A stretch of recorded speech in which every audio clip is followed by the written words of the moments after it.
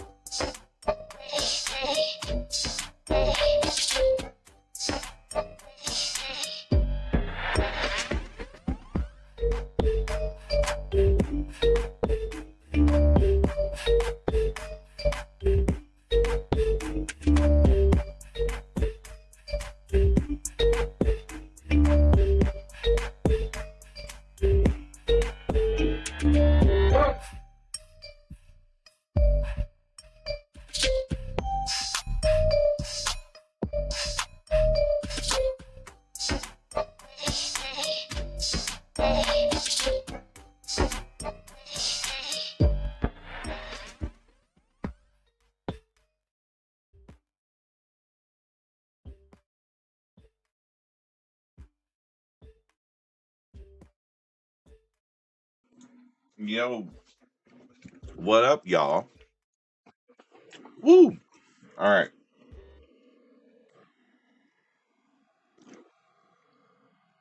We're here. We're here. Doing things, y'all. Making moves. All right. Mmm. I'm eating some bacon pizza. Let's go to live scene. No. Is it live scene? Intermission. There we go. Bacon pizza is really good. If you guys never had bacon pizza, you're missing out. Okay. So good. Only problem is it's freaking nasty, dirty. I need to get a napkin.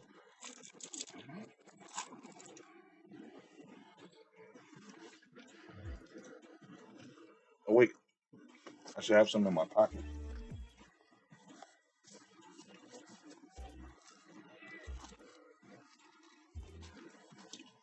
Hell yeah.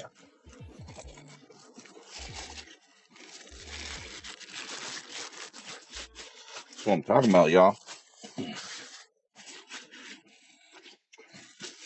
All right, you saw the title, right? So, tipping culture, right? So, how does he say it? That other channel? Yeah, we're gonna start doing that. That other channel, right? Their topics are weak sauce. So, let's go ahead and show them how to do it. I was having a conversation with Royce earlier. He wanted me to cover this only because he felt that could have been said, and I agree. More could have been said. So, tipping culture has changed, right? Um, it used to be solely for like one thing. It was always about when you go out to a restaurant, go out to eat, right? It was never. Oh, also if you went up to hotels, right? So hospitality business and then the restaurant business were the only two businesses that actually had this. So that's where tipping culture was really like it started. It started there. Somehow it has moved outside of the service business and has been put into almost everything, like fast food restaurants, like barista spots like Starbucks. Hey, that's good. Good little thing that you said there, because that's going to be one of my questions for the chat, right? I gauge my tipping on three things. All right, I got three things that I base my tipping on. Base rate is always 20%. It's always going to be 20%. That's my base. I don't go below that. I take a look at the total number and I multiply it by two, by the dollar amount, not by the cent, actual percentage. I take the higher end. So if it's like 32 and change and the higher end is over 50, I'll do 33. So that's $6.60. So then to me that's $7. So I always tip up if it's a 0.5 on it. All right. That's how I do mine.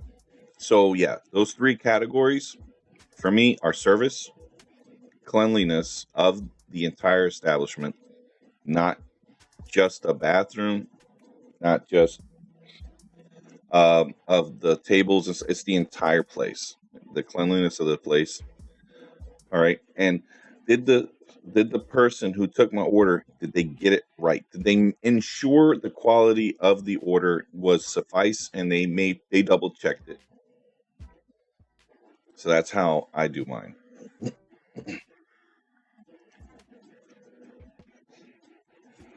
So let's see.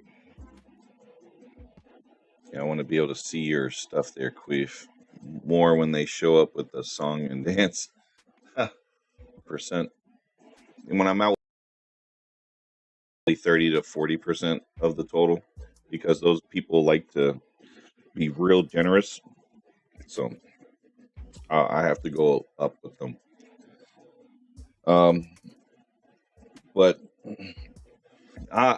those three things I base it on for the restaurants. For the bars and the bartenders, I typically do the tipping per drink. So I do like $2 per drink. If it's a beer, I do $1. Let's got my food before my drink with no utensils for 20 minutes left. Oh my gosh. No tipping on that? I mean, that's understandable. They dropped the ball. But it happens. So gig work, right? That's the next part. Before there was gig work, each establishment had their own drivers. Some still do. But not everybody utilizes drivers. So I never had an issue with tipping or being tipped. If the establishment messes around and screws around, I'll absolutely harass staff. I don't care. Gives 0 F's given. Damn, you guys are savages over here. Okay. Well, it's understandable again. When it comes to like the gig work side, but then the delivery service side, right? If the delivery driver works at the establishment, I tend to be a little bit more generous. When it's a person at DoorDash or any GoPuff or any of those other ones, Instacart and whatnot, I'm not too particular on tipping those at the exceptional rate because there's not one time I've ordered DoorDash they got my shit right. I would get missing items. I would have an error in the order. So I stopped ordering food on DoorDash specifically because of that. And if an establishment that I would order from says they don't do delivery, they only do with DoorDash or any kind of one of those apps for delivery, I go and drive over there and pick it up. I refuse to give DoorDash any money or any service because of that. I won't do Spark. I won't do Amazon Fresh. I'm not going to do any of that stuff because of the fact that the person who is doing the order that I chose will either cut a corner, be lazy about it, or won't even help.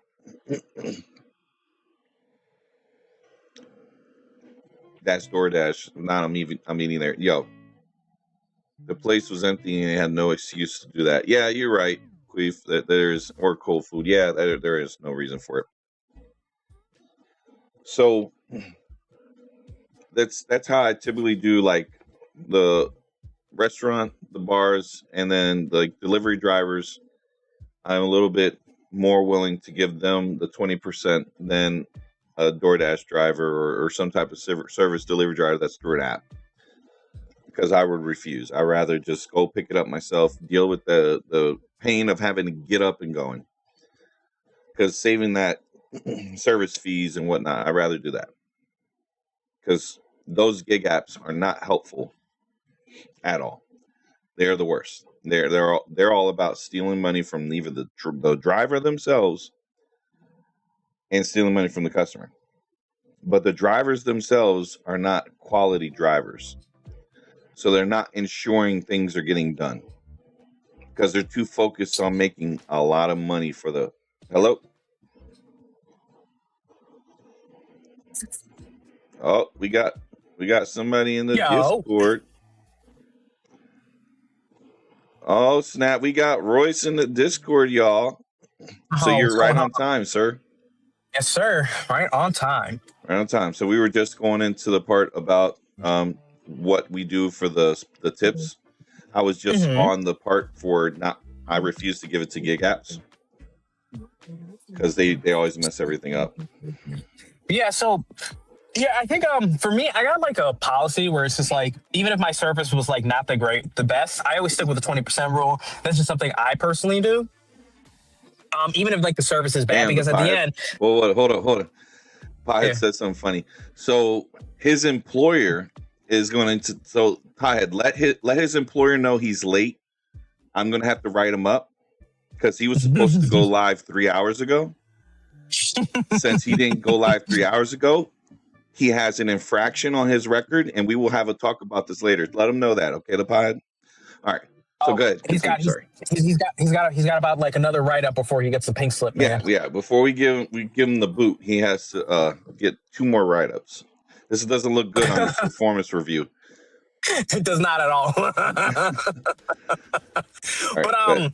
Yeah, as far as like tipping goes, I wanted to say, like, first of all, it started to get a little bit out of hand as far as like the whole situation goes with like tipping. And here's why I say that. Like before like COVID, right? Like you would go in and it could be like a barista place, right? And it's like, okay, sure, you know, they got a little jar, you know, next to them. So it's like, you know, for a fact that tip's going to be split in between these guys, right? But now, their POS system that they have, right? It's completely built. Yeah. It's built in. It's physically built into it now, where now it's like, you know, you can go into a place where you're like buying a carpet. You're picking up the carpet itself, and they're like, okay, please answer the prompt over there. It's like 25% tip. Dude, I'm buying a carpet from you, man, and I'm picking this shit up myself. What do you mean 25%? Right. So I just also think like tipping culture as a whole has kind of a little bit out of hand in certain aspects and respects for it. Hey, people then all they do is stand there and press buttons on a thing and didn't even ask you if you wanted to, you know, they're not providing you a service beyond what they're supposed to do, which is take your order. Yeah, exactly. And that's kind of for me. So that's why I was like, okay, coffee shops, Starbucks, okay, you know, whatever. That's traditionally, they've always done like kind of like tipping service in there. So put that aside, right? Like put those services aside. But it's like, dude, I walk in and it's like you go to Best Buy, buy the TV, give your credit card. Right. Carry the TV yourself in your cart. And they're going to be like, hey, if you can just answer the prompt on there, please. Huh?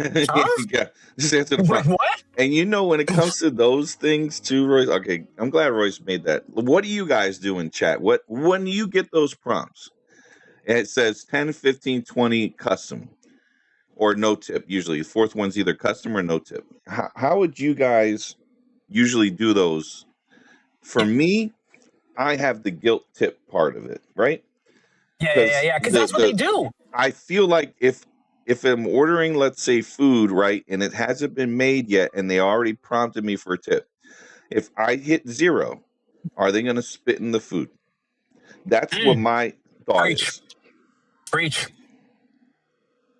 And you're 100% right on that, right, BVaz? Because it's like, you know, if you're going to be coming in here and you're going to be like, because now it's almost like, okay, if the fruit's prepped, all right, I'm good to go. But then if the food's not prepped, it's almost like, well, I don't want you to do anything funky with my shit. So it's like, it's almost like you're guilty. But that's the problem right there. It's like I'm picking up the food. This isn't a service place. Like, you know, if you're getting it's like a sub shop. It's like quick, fast food. You put it in the fryer. Same thing with the fries. They slap it back in your face. Call it a day. Why am I tipping you for that shit? So when I go to Salad Works, right, and they're putting my salad together and all that stuff, and then I see the prompt, I do 15% on that one because all they did really was ask me, do I want a piece of bread? Yeah. That's the extra they did. They hand you a tray. They're not bringing the food to you. They're making me carry my tray to the dang table. And I'm carrying my shit to the table. Like, why? It's just like, what? I just like, that doesn't make sense. It doesn't. Right? Like, I now the other places I told you, like baristas, coffee shops, you know, that type of capacity, it's always been like that. Since coffee shops have been a thing, it's always been like that. That's why I'm just like, okay, coffee shops are an exception. But for like other food, if I'm not sitting down, I just don't see the purpose of it. It just doesn't make sense to me. Like, I have to like sit down here. Now, if you're feeling, you know, in a mood and you're like, you know, the people and there's like a rapport, you know, it's like, sure, whatever, tip them. Like, who cares, right? But, you know, that's on your discretion, but you don't have to. Right. And that's the problem right there, where it's like people feel like they're forced to do something in terms of like tipping culture. Right. It's becoming less of an option and more of an obligation. Yes, and that to me is like where the problem lies in, right? Where it's like, nothing wrong with trying to tip somebody. Hey, right? guys, see the new emote? There we got Goomba Ski, y'all. We got the Goomba ski emotes. Enjoy. Oh, that's so funny. All right. But yeah, I think The as far as obligation that goes, part now, sucks. Yeah. now for me, right? I have like three categories when it comes to like tipping, right? Like in terms of like what percent. Now I know I'm going to do like my minimum 20, but anything above that, there's like got to be three levels where it has to hit. And this is just my personal levels. First one, timeliness and attention to detail.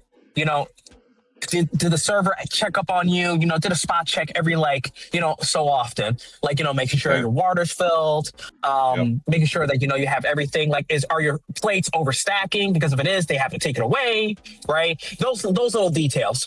But, that would be the first one. Second one, cleanliness, Right. specifically in the bathroom, right? Okay. If your bathroom is like, looks like it just came out of a war zone, or there's like dookie Shit stains on the freaking on the walls, and it's how do you no. miss the fucking toilet, bro? That's what it's because if you miss the toilet, that tells me you're missing the food too. Like, that's what that tells me, man. So that's why, like, I wouldn't even like if I see that, which is my second out of three, automatically in my head I'm just like no. And then the third one is how personable were you, right? Right. And you don't have to like come in here and create like a whole like play for me, right? Like it doesn't have to be a theater Hamlet play, but I mean, were you personable enough where I could speak with you and be, have a relatable conversation, right? Where like the experience felt pleasant, right? Or maybe the experience felt like normal and neutral, and that's fine too, but it doesn't have to be like where if I'm asking my waiter or waitress for something and I'm like, oh, I'm kind of scared to ask them for something because, they seem like they're pissed off, then that's where it would affect it in that category. So just a rundown for my top three would be the cleanliness, Yep. the actual service check-in, like every so often. Third would be the personality, like where they're personable in terms of like talking to me. So that would be my three that would affect me giving a tip above 20%. Okay. Now, question. Yeah. I'm going to ask an obvious question. For me, it shouldn't be as obvious because I'm bald. Barbershops. Mm-hmm. When you are at the barbershop back in the day, I used to have hair. So back when I used to get it cut, my barber was about like $20. That's how long it's been since I got my hair cut. Okay, it was $20 back then. All right, but I would add an additional $5, which is 20% of the total. What are you guys doing, chat, for barbers? Because there's some guys here and ladies too. I agree. I agree 100%. Tipping for the salons for ladies is a little different than the men in barbershops. What are you guys sitting at? Me, it's $5 plus. If I'm doing a $20 cut. Where are you guys at? 20%, 100%. I agree with this. And even for me, like I don't go and get like my haircut, but I do get like my beard trim. And like if I'm doing like my beard trim, I'm always gonna do like 20% every time. And even still, right? Like if the beard trim, whatever comes out to, let's just say whatever, it's gonna be coming out to like, it's gonna come out to like $10. Yeah. I'll actually tip $20. So I'll actually give 50%. Oh, and hear me. Here's why, and I'll tell you why, right? So the reason why I personally do it is because when I walk in, right, where it's like a beard trim coming in, the person that like does the beard trim does other stuff. So they'll come in and do like the back of my neck. Okay. They'll throw in an edge up. They taper you up. Just a little tip. They'll do a little bit extra stuff, and I'm not asking for it, right? I'm not even asking for it. It's just they're doing it because they know, like, okay, he tips well, this person. So for a barbershop, when they see that, if you're doing 20% or you do like more than that, they take notice on that 100%. And even if when you come in, they'll say, they'll be like, you know what, my guy's running late anyway. 10 minutes, you come next. Come on. Okay. Yeah, they bump you up. All right, so let's read some of the chat here. We got Joe Money Monday. I need to go out and eat dinner with this dude. $20 for average service, 25 to 50 or 20% for average service, 25 to 50% for excellent service, 0 for trash service, 1 to 5 for to-go orders, and he says simple. Then we got Mr. V8 Shake says I tipped my waitress $50, and my cousin looked at me like I was crazy. My barber charges 50. This is Joe Money Monday. Okay. I ain't tipping after that. Damn, that's a lot, Joe. And then Bobby says any decent human tips at least 20%. Then Ludism says, I don't understand why tipping works the way it works over in America. In Ireland, you pay the price listed. Tipping should not substitute wages. Tipping for a haircut is ridiculous. Nobody does that. All right. So Ludism, welcome to the stream, and shout out to you over there in the United Kingdom area. We love y'all over there across the waters. So yes, U.S. has made tipping culture ridiculous. If you're coming over to visit, don't worry about tipping. It's not obligated to you. You're not from here, so the culture it's a little bit outside of you. But yeah, the U.S. is really ridiculous with the tipping. You need to come here with some money if you're ready to tip people. Queef says, I don't tip. I got no hair. So Queef and I, we share that same thing.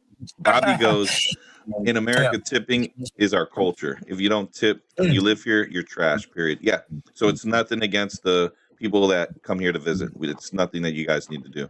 All right, go ahead there, Royce. Your thoughts?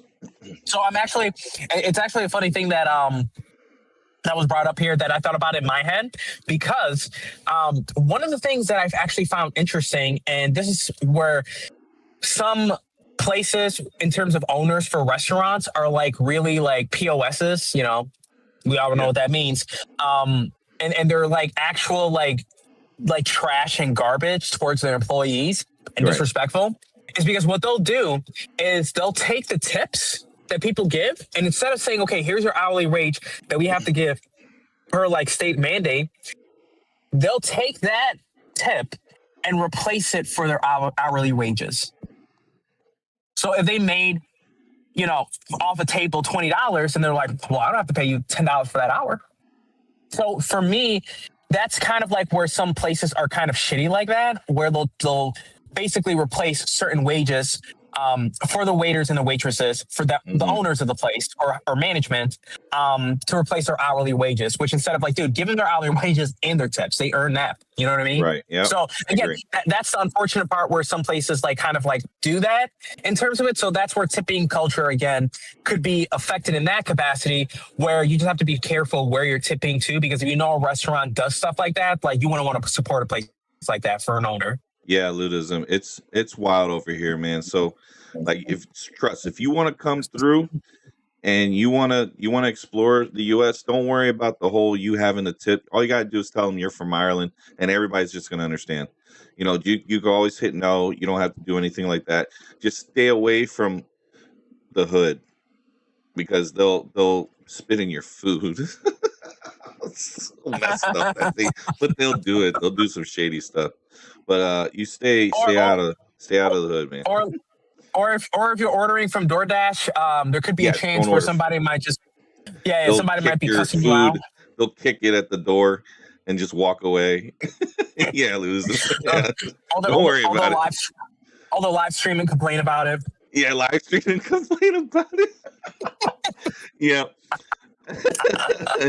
Oh, left it at the door, right? Remember, left it at the door and just walked away. Just didn't even ring the bell. Just. Just like, there you go. All right, so Bobby says, I'm not saying it's right, but culture is what it is. The people that order food delivery and don't tip are trash people, and I won't debate it. It's what I believe. Look, Bobby, nothing wrong with your beliefs and everything. This is not something for people to have any arguments about. It's just, has it gone out of control? You know, I think tipping culture. That's the part of the stream. Yes. Yeah, I think it's gotten to a point where people are now getting upset at the fact you go to a store, you pick your own merchandise, you grab you're holding it in your hands, and you go to the checkout, and it's like tip. And Bobby, it's to the point where somebody will hold the door for you. We will, and they'll have a tip jar, and then they'll be like, "Excuse me." Do you see the prompt? What prompt? You just held the door for me. What the hell are you talking about? Right?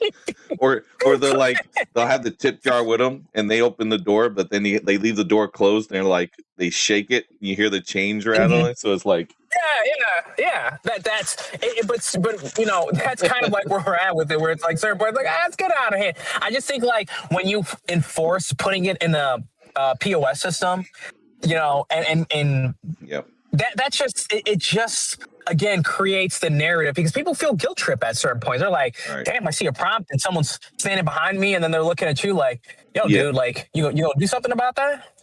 All You right. gonna leave So that screen just you gonna press skip? What you gonna do? It right. feels weird. It does. It's such an awkward piece, and you don't want to not do it because now you're like, okay, I look like an a-hole. So you really are kind of. It's the obligation part.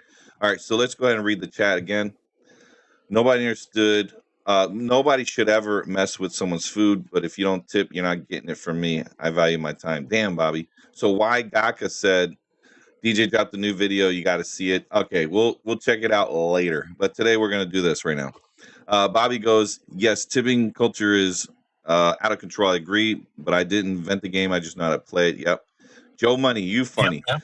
Would you tip a prostitute or just pay her wage? All right. Look. Not saying I do this, but if I did, I'm giving 20%, bro. So if it's like, you know, a meeting, you know, if it's like a $40 meeting, you got to give them like some respect on it, right? Not saying I do that though, bro. Wouldn't you there, Royce? Wouldn't you give them a little extra? Again, I think the If there 20% was rule should no be mess, followed. if there was no I mess think there, Royce, would you like tip more? I mean, it depends on like if you have like a POS system, you know, prompt, you know, like you know. So what do you need? Okay. So how long you need this for? 5 minutes. Okay.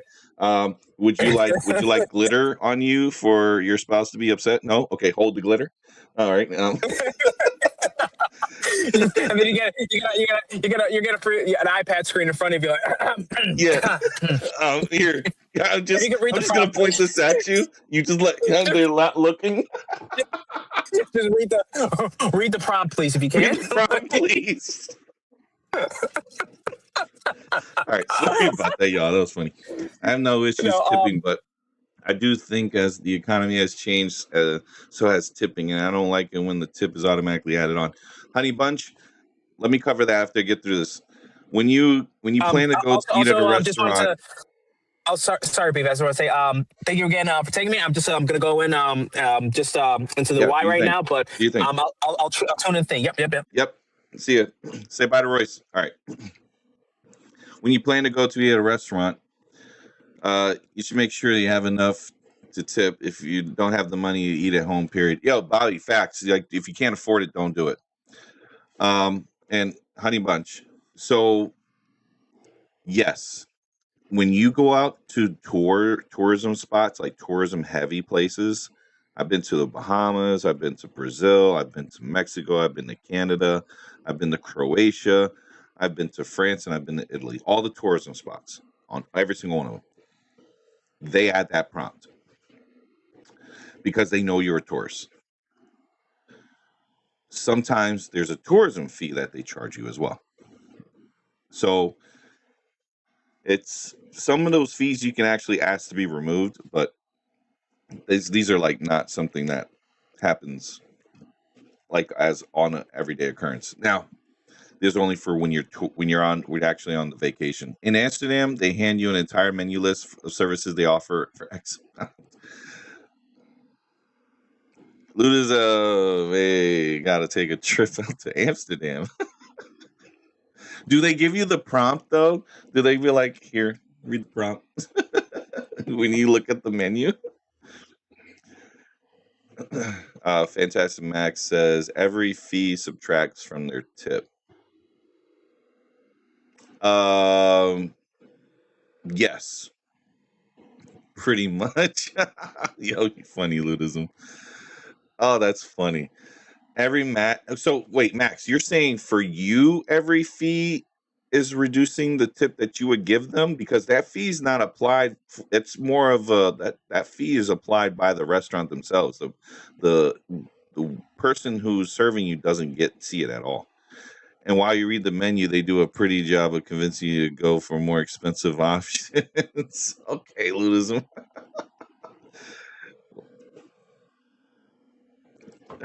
Fantastic Max says, yeah, okay. That makes sense. Some booths even have 2 and 1. Oh, geez, Ludism. Yo, how many times have you gone to Amsterdam, I wonder? How many times? That's crazy. Max the fees, go to the company, the driver, the worker gets none of it. Exactly, Bobby.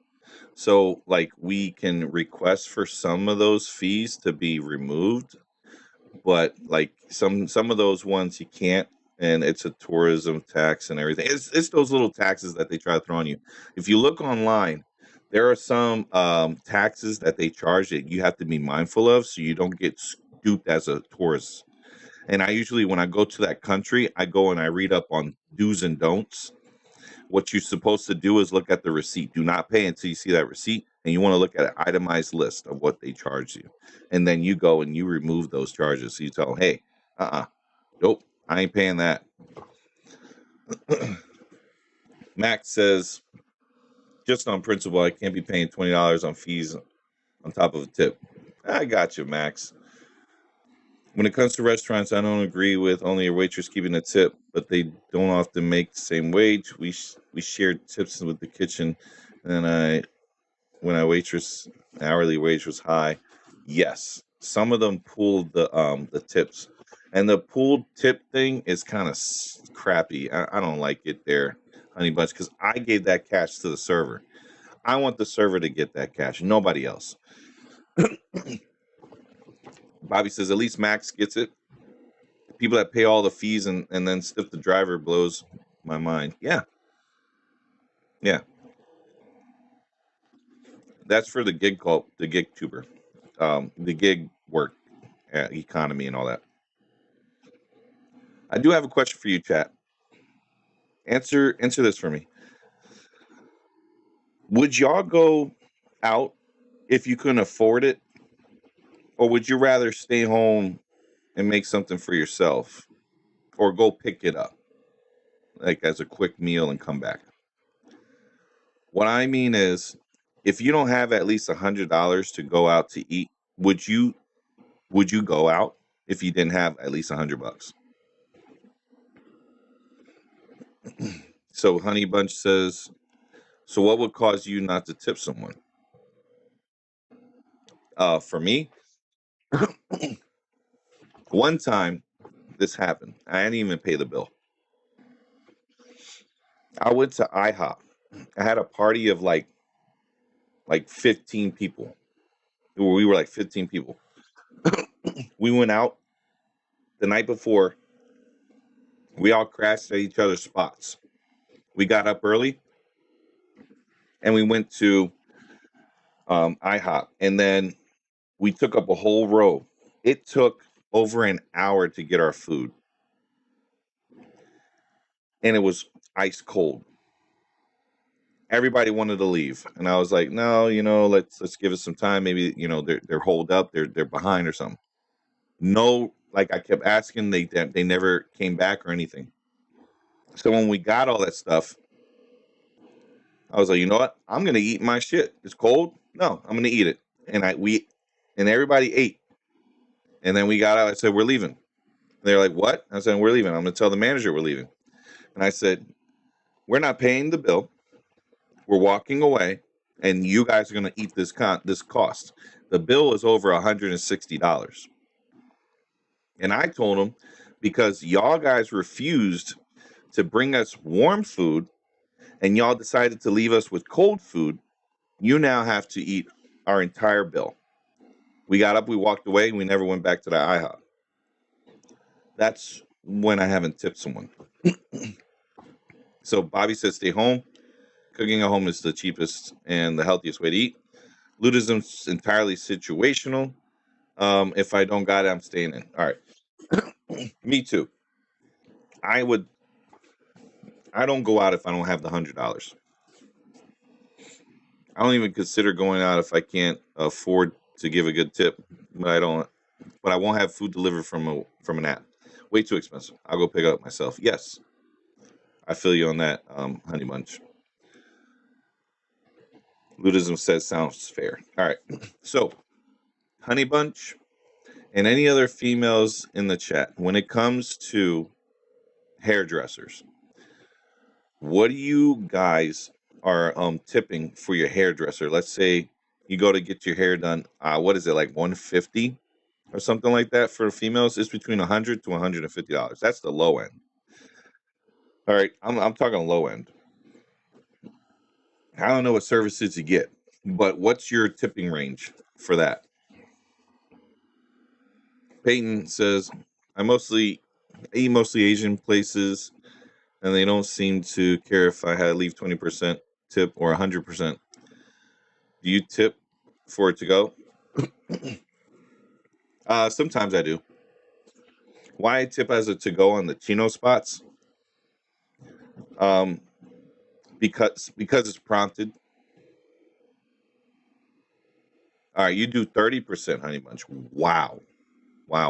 That's hefty. That's a lot more than what's recommended. It's usually 20%, but that must mean that your hairdresser's been really good to you. You only increase if they're good to you.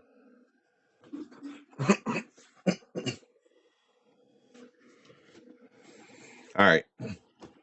So my other question is for hotels. It's the last day. You guys are there on your vacation. What are you tipping for the person that came in? If they came in every single day, made your bed, got your dirty linen, and also your dirty towels. Like, what are you leaving them? I know nowadays they don't come as often, but if you order for service every day, what are you leaving on their on the pillow for them?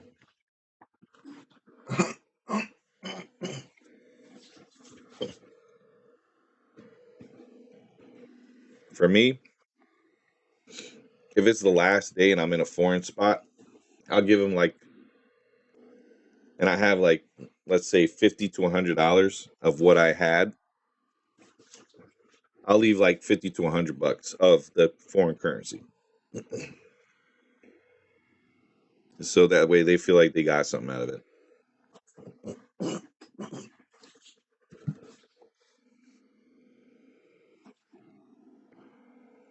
So if you guys gone to a spot like a resort or anything, you leave $10 because I request no cleaning service. May's like the steal. All right. So, Queef, where have you been where you've had that experience? If you have a good hairdresser who always gets you in and does a good job, plus they know you, like, as a female, you'll tip well, they'll hold the spot. All right. That makes sense. So that's what I'm saying. Oh my God, I love cleaning service, never stolen from. Yeah. All right. So we got another one who's had a good experience. Dude, that is wild. I have no idea that existed. If I walked up in a place and some witch wanted a tip for opening a door, consider it my Super Bowl. Because I'm liable to catch a charge. Oh my gosh. Concrete Door says, happened a few times in Ocean City and Myrtle Beach. It's the location. Yeah, I wouldn't go to Ocean City and Myrtle Beach and deal with that, man. Those I'd rather not have them come around at all. I've done that before. That's crazy. Y'all wildin'. All right. So with tipping in America, It says deeply ingrained, often mandatory, custom is 18 to 20%, right? This is the standard for sit-down restaurants. 15% considered the lower bound for average service. A lot of places have safes so you can set the code. Yep. Yep. They sure do. Yeah, honey bunch. We go to Ocean City, Maryland every year. My wife is notorious for wanting to tip like 40%. It bugs me. We don't know these people. I took 30 to 40% at home because those people know us personally. Okay, so you tip at home more because you're accustomed to them. That makes sense. I mean, I get it. That's how it be for me.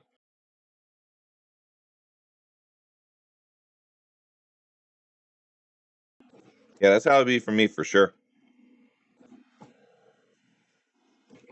All right. So it's essential for the staff who often receive less than minimum wage to make a living wage. While traditionally for full service, tipping was expanded to fast casual bars and services like salons, 25%. So in restaurants, it is 18 to 20% low standard, which is 25% for exceptional service. Bars, $1 to $2 per drink. That's what I do. I do $1 to $2 per drink, or 20 to 15 to 20% of the total tab.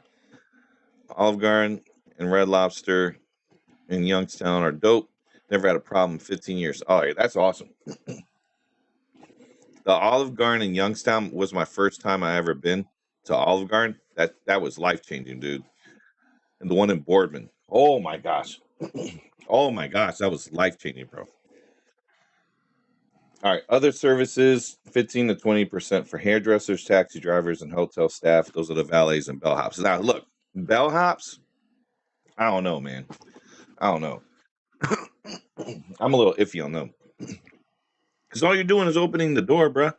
You're carrying my bags. I mean, I could carry my bags.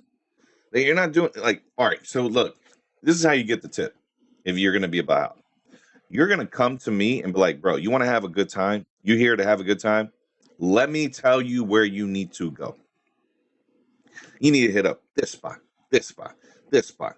And if you're looking for crazy stuff, oh, bellhops are the people that when you first walk in to a place, they're the first people that meet you, greet you, take your bags, and bring you up, and they give you information. They're like concierge, but they're the staff that will do whatever it is you need, like room service, what have you. Bellhops are those people. That's what the bellhops are. They're the labor people for the hotel service staff.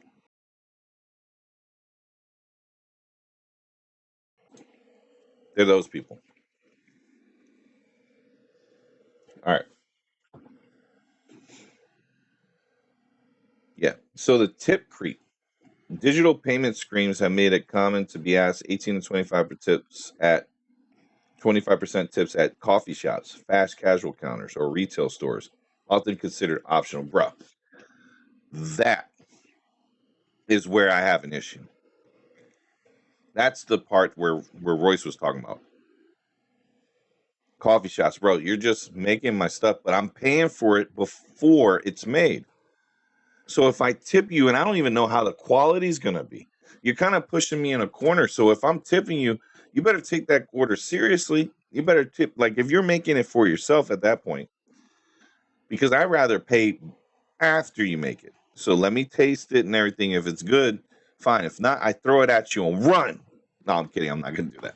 But I would rather pay after, like get that sip, taste it and everything. Okay, if it's Starbucks, it always tastes like crap because Starbucks coffee tastes disgusting.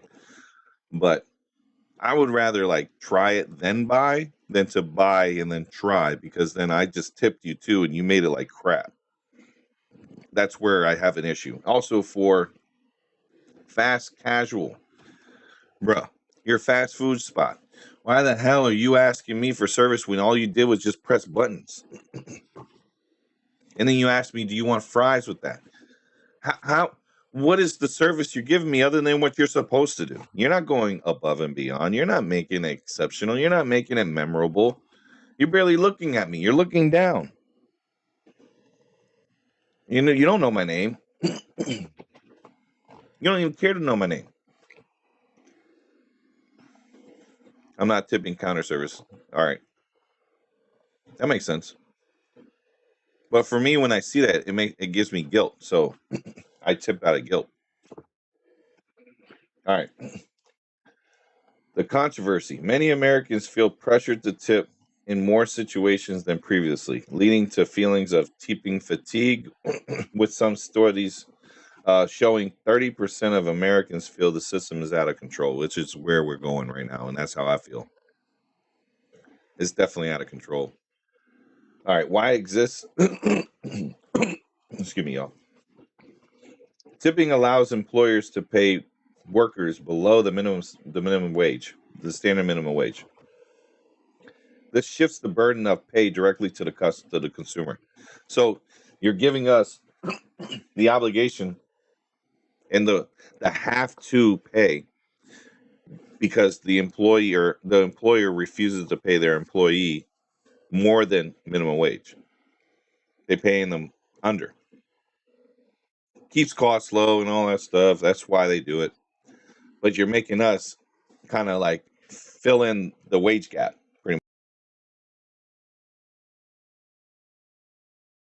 much. That's what you're putting us in a position, a very uncomfortable one, I might add. All right. The common misconceptions are automatic gratuity. Larger parties, 6 or more, often have a 15% to 20% tip added automatically. That's understandable because if it's larger than a certain month, you got the person's working extra hard, so they're going to automatically put that. So 18% is usually what I see, not 15. That's what they standardize that on. All right, cash is king. Cash tips are often preferred by workers to ensure they receive them directly. Counter service.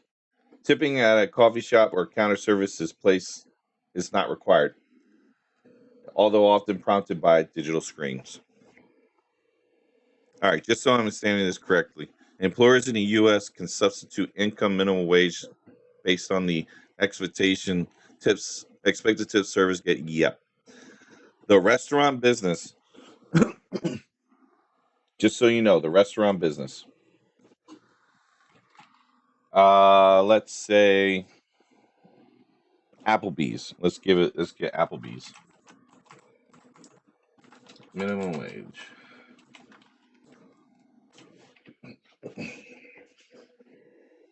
So $3 an hour to over $11 an hour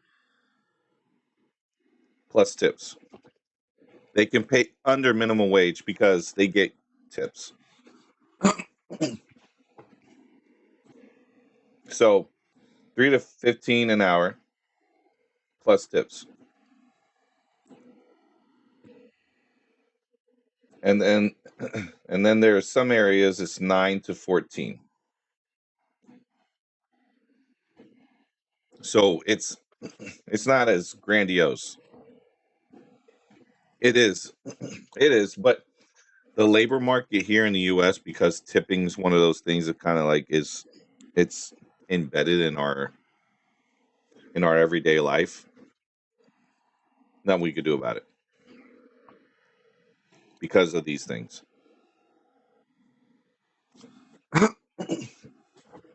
So some places have a higher wage for their workers, like location. If you are in a large city like Philadelphia, the average is $14.72 for servers. So they get $14.72 plus tips. If you're in like another rural areas, like let's say if you're in Alabama, if you're in Arkansas, Kentucky, in those areas of the United States where it's more rural, then you're going to have the 3 to 11 range. So that's what makes those prices higher for the big cities, is because the cost of living is more. But it's still not enough for the servers, because the servers are making less than minimum wage. So yeah, it's wild. Just to break it all down, it does sound crazy.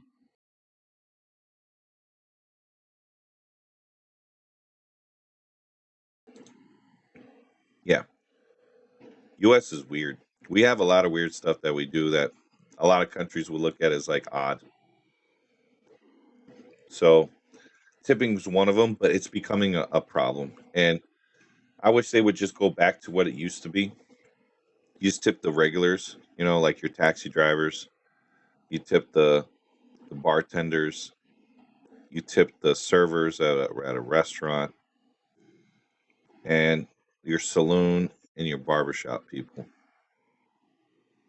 All right, like just back there and just leave it there. Like all the other spots, just the tipping stuff just needs to stop. And if a person wants to, they should want to do it, not be asked by the person holding a screen, pretty much.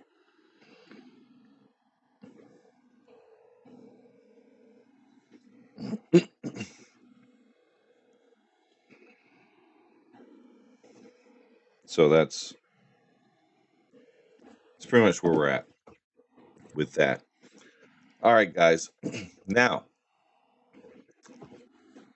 yep, absolutely mandatory. Tipping is not a tip. Yeah, exactly. Ludism. It doesn't help. So given that we got an hour left, all right, I'll give that hour to let's check out what's going on in the neighborhood. Let's see what the village idiot got for us now. All right, guys. Let's check it out. So what did the village idiot leave for us today? I'm done with the drama. No. No. No. No. Are you kidding me?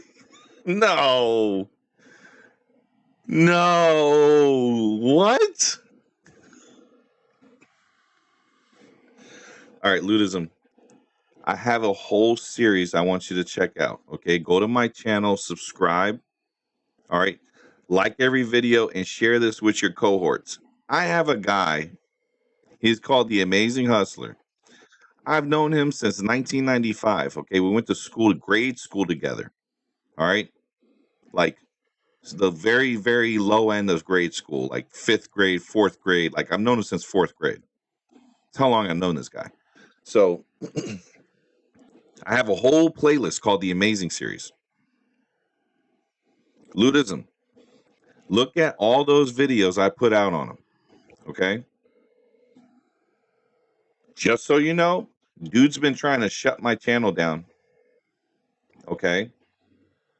And homie is very upset at me because everything bad that happened to him is my fault. But Ludism, I'll tell you, I didn't do anything but spit facts. Asked questions. I was very skeptic on everything he was saying.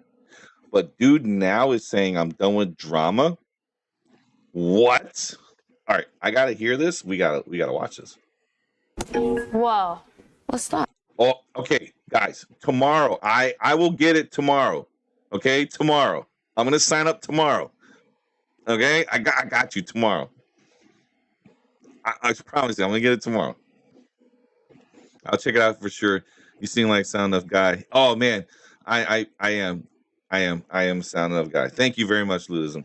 Yeah, like, subscribe, bro. And if you want to do stuff on gaming too, I don't really play all that stuff. I usually play Rocket League, but you can follow my gaming too. I'm on Twitch, and you can get on my Discord too if you want to talk and stuff. I don't mind. Officially all the way back.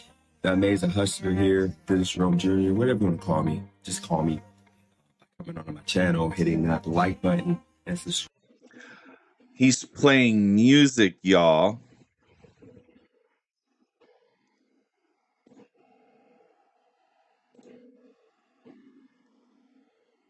So we're going to go ahead and mute it and let the closed caption take it. Oh, you dumb. Uh-huh. Before we get to the content, I want you to take a break. Something I broke down before. I kind of handled, my situation the wrong way.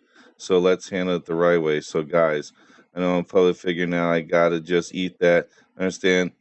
That's what I want. That's what I wanted. All right, we're gonna have to transcript this, y'all. Hang on. We're gonna read this shit. All right. That's what I made happen. I'm a public figure. So when I went back putting on parties and events, yes, I did the events that made people like me, want to be around me. I want to get money to hang out at parties. If I have 2026, I'm a YouTuber. I like to be a streamer. I'm trying to pop. And for me to pop, I have to engage with large amounts of group of people. Because without me having thousands of people watching my videos, I have nothing. Well, no shit, you have nothing. No shit, you got nothing, DJ. You got nothing because you're a bum, bro. You're a bum. And you know why you're a bum? Is because you did absolutely nothing to fix all the problems that were in your life. Yeah, Ludism. Yeah. Bro, I'm telling you right now, you need to watch the videos I got on this dude, because this guy, I got animosity for him because of what he did to me. And this dude put me in a bad taste in my mouth. I don't get why someone like him has the audacity to think he is better than everybody else, and his whole entire YouTube channel is completely dead. His YouTube channel is completely dead. And the reason why it died was because he was making wrong choices when everybody was telling him, you need to pivot, dude. This ain't working. And he would tell us, we don't know how to do YouTube. He would tell us, we aren't the ones that know how to do this.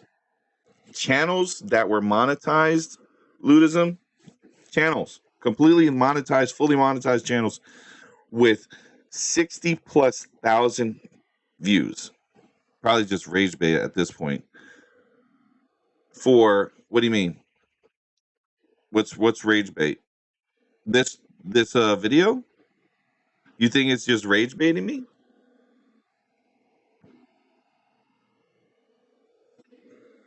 He probably is doing rage bait.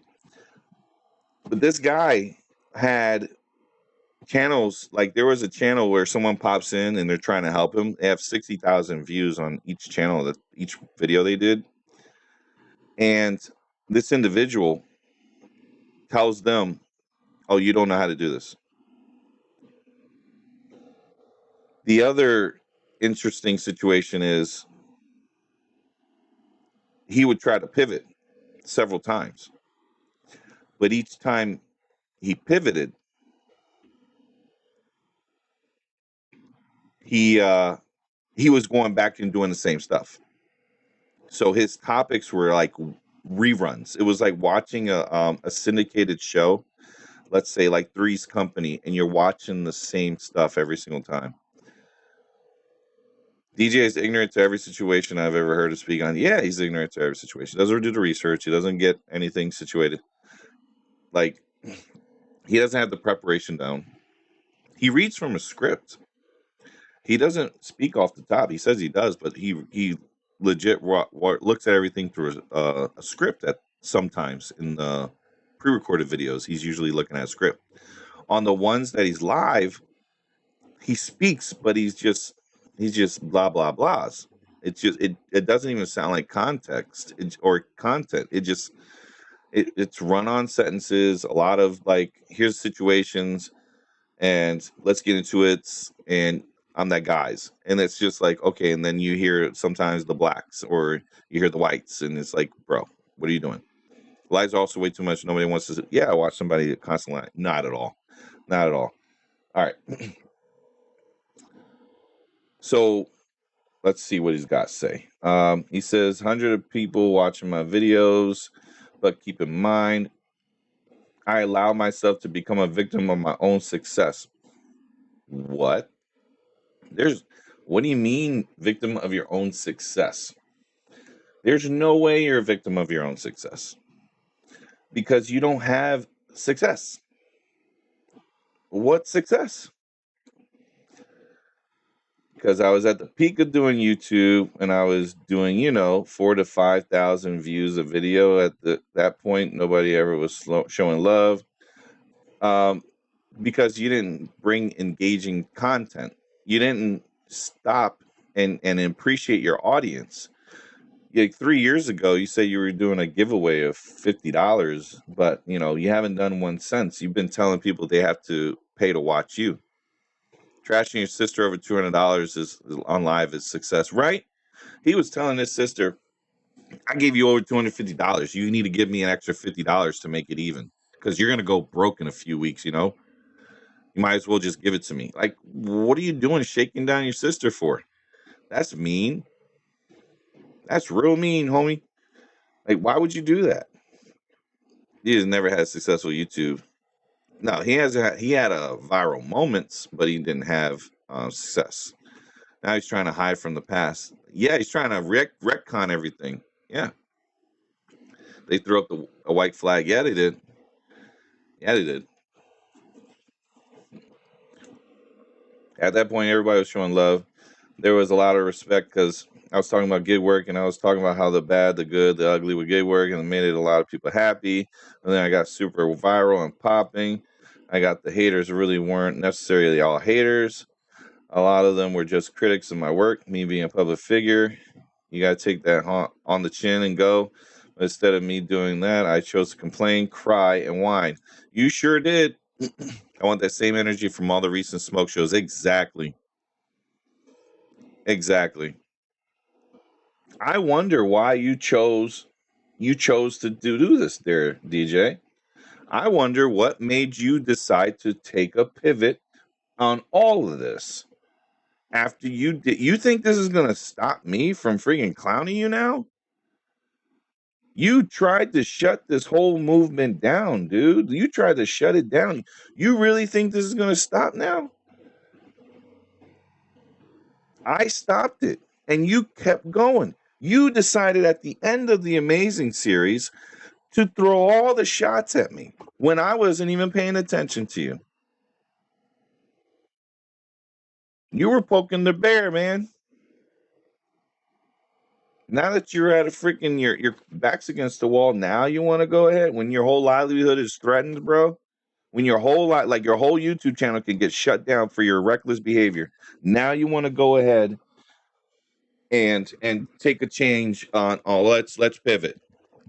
No, mofo, no, it doesn't work that way. You don't get to decide when we're gonna pivot. Like, what? No. You caused this problem. Now you're just gonna have to eat the freaking crow that you have now made for yourself. This is not on me.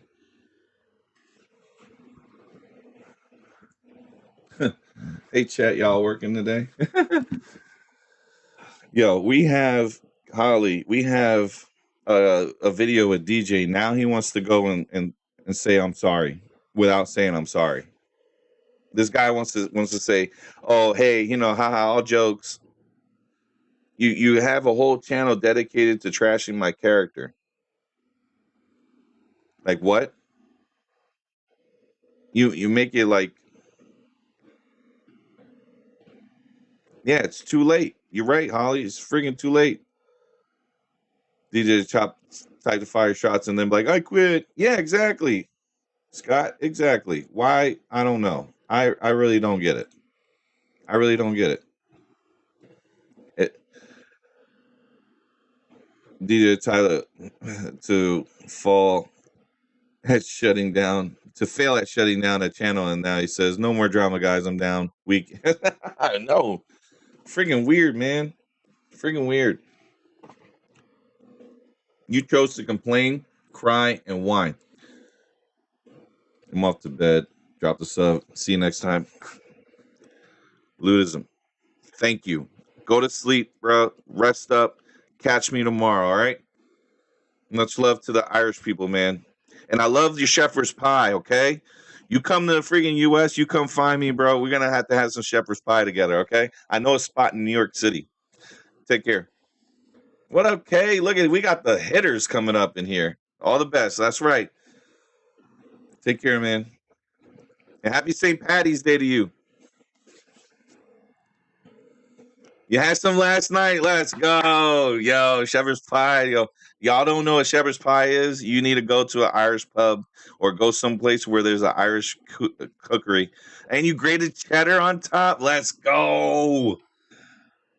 Yo, you got me wanting to have some. I might have to go to New York City. Yo, I know a spot where the people straight from Ireland go there, okay? Like they get the tourist visas, not the tourist, the student visas. They go to school there and they go and they actually are from Ireland. And it's such a cool little spot. I highly recommend it. Highly recommend it. I have to get the name. I'll post it up on a post. It's in Manhattan. It's right off of 33rd Street. It's in Manhattan. I'll send it to post. I'll tag you in it, Illusion. I'll let you know when I find it. DJ talking all that smack, making all that dang noise, and like, I'm good, man. That's my pass. Yeah, right? Freaking ridiculous. All right. In the whining and complaining, let's talk about that. Right? The whining and complaining. This dude, see you, man. Thank you, Ludism. So this dude literally tried to just completely make a big stink, I think, going to the police, threatening the lawyers, like going to YouTube and striking channels. Like, what are you talking about, bruh? Now you want to play this game? You had 2 months ago, you was cooked. You was cooked after my first video. You was cooked after all those intros. I bet he signed up Eli's program to get advice. Ha! And Eli's like, sorry, dog. He's following the rules. He went to Roy. Oh, yeah, you got Flex's channel shut down. Like, how did you do it? You deep frying the string bean. You dang right, Razor. We're here to end the whole friggin' thing, man. We're here to stop the craziness from spreading. The guy never had a chance to go against us. He never had a chance to go against us. We knew too much about his situation for him to try and change the narrative and retcon everything that's happened. Why are you going to do that now when you did all this damage to yourself and tried to do damage to us as a community? You insulted every single person, DJ, that left your channel. And now you want to go, let's start over? You're done with the drama? No, it's not done. The only way this ends is if you shut your channel down and you go to rehab for gambling addiction. That's the only recourse here. Because you have a problem, dude. Yeah, he says above the drama. Come on, get out of here. All right, so that got under my skin. Yeah, he insulted all of us. Every single person. Razor, you were insulted. Honey Bunch was insulted. Scott Hall was insulted. Holly was insulted. Triple H got away with it. Pothead was insulted. Captain Ridiculous was insulted.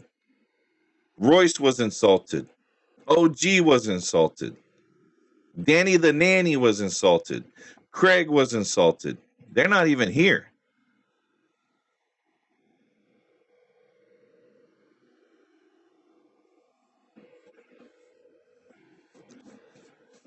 A lot of people were insulted by this guy. Somebody got to give me for $800 2 hours later. No, so they stuck my in my mouth and took the 2K. Yeah, he's gonna get 200 views on topics now. No more lives. Oh my gosh. Oh my gosh. We haven't finished it yet. OG got cooked. I had my channel taken down because of him. I was flooded with nothing but AI. They just took it. I mean, I don't care, but it was just nasty work. Erased my channel. Yeah. Yeah. Nasty, bro. Nasty. Just ending people's like fun because he's butthurt. That's why I got a strike for a video, and then 3 days later the channel was erased. Yeah. It's wild, man. But if you do things within the community guidelines and you follow the rules of the copyright, all right, if you do it properly, they're Captain Ridiculous, nothing happens. Insults and threats, and what they cause is exactly what he's trying to get back now. Sorry, too late. Yeah, exactly. Especially you, Holly. What he did, he targeted you and did stuff just so gross, and it's nasty what he did. He took advantage of your kindness and threw it right back in your face.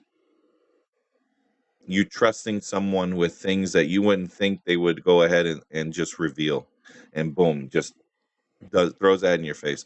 Weaponizing some stuff that you confide in people, and he's weaponized it against you.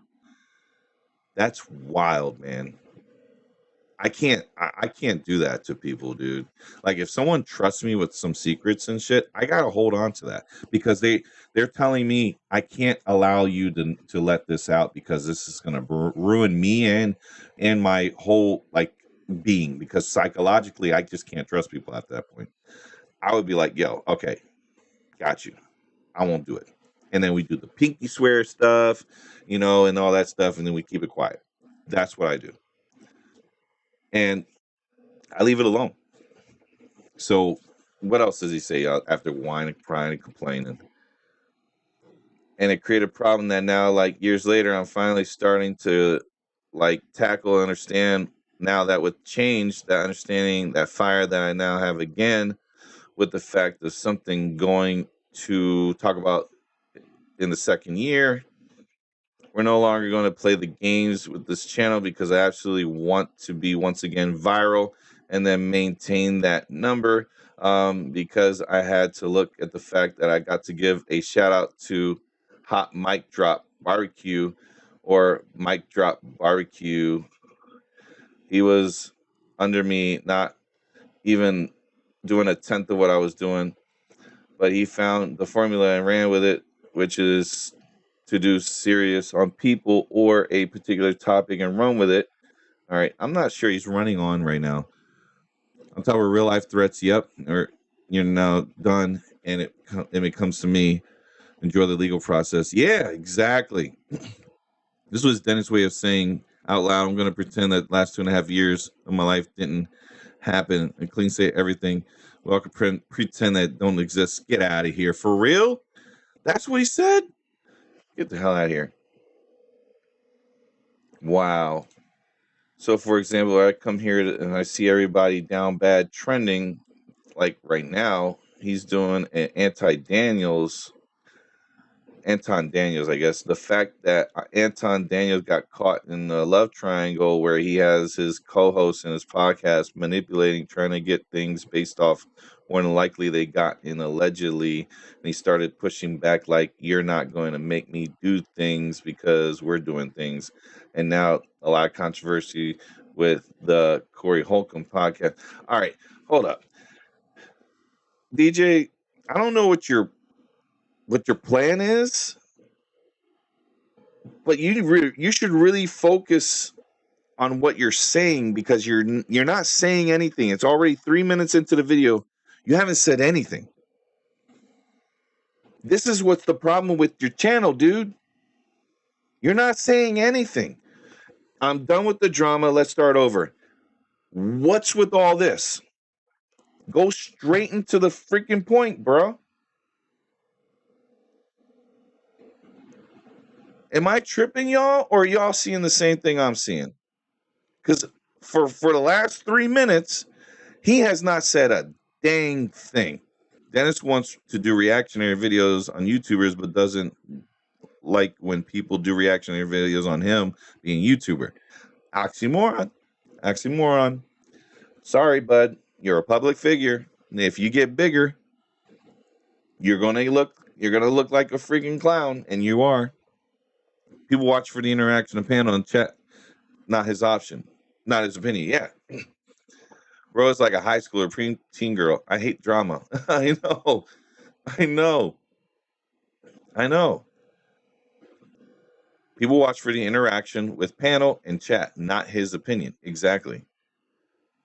We watch what chat says and then how his reaction to it. All he said was, "Please, guys, leave me alone." Even though the past 2 years, I was a piece of shit for 2 years, and Hot Mike is better than me, and he's only doing series now. Look, DJ, this is the problem with your channel, bro. And I'm going to tell you this, and I hope you're watching. I hope your crusty, dusty, onion smelling, shit stain looking ass is listening. When you start something like this, I'm done with the drama. Let's start over. You need to talk about you and why. You bringing up everything else is not how it's freaking working. Has he never apologized? No, he hasn't, Bunch. Not that it would matter, but I never heard him own up to any of his. Yeah, he has not apologized. If Dennis thinks that everybody in his chat is threatening, can you imagine a Breakfast Club where an angry man or fresh fit getting a hold of him?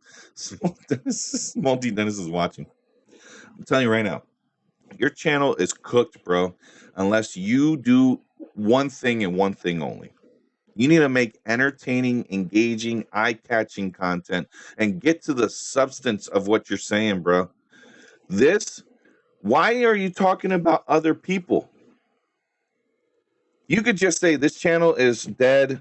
I want it to be like this guy. And then you go, this is how I plan on doing it. Because these past few years, I've been doing it the way I thought it was going to work. And it didn't work that way. Plus, I was inconsistent. And I need to be more consistent. Like that other channel where BVaz is actually showing up and doing stuff and actually making content that people want to watch. Like, bruh, you're not doing it right. And you trying to say you know YouTube. You don't. Kay even tried to show you, bruh. And then you got mad at Kay. And he's like, oh, you were showing him how to do this. You were showing him how to do that. Because Kay was willing to teach and I was willing to listen there, DJ. Kay even stopped me and was like, yo, what are you doing? What's next? What are you doing? You can't do this forever. So what are you doing? And at the time, I think I was like 10 episodes in on your amazing series. And I was just like, you know, I'm just having a good time. I don't really care. It was good. 50 grand, man. What up with the owl? I was like, I don't really care. Like, I'm just having fun. But then Kay's like, you know, you're getting close to monetization. You definitely should consider this. You need to really think about it. And I was like, you know what? I hit up Kay again. I said, I think I'm going to take this seriously. And then Kay started seeing the change. Kay was like, all right. Then Kay gave me a little bit more knowledge. Kay didn't drop everything at me. Kay's like, you're going to learn this. You're going to have to work at it. You're going to have to stick with it. But you need to take it. You need to take it seriously now. So that's what I did. I started taking it a little bit more seriously than I should have in the first, like when I first started. I should have taken a little more. And I need to now keep going a little bit more. You know, like I have to try to add more of like variety into the content, right? So that's why we're doing like viewers choice. That's why we do the giveaways. That's why we have like the streamings where we play games, make it fun. Holly says, nope, honey, especially with me. Never said sorry once. Oh, thanks for the super sticker there, Holly. All hearts, hearts, hearts, hearts. Love you too. Thank you. And then we got Cap says Kay was a nail in coffin. In my opinion, you could have set that up to do weekly collaborations, and if it was off topic, post a different neat audience. Yeah.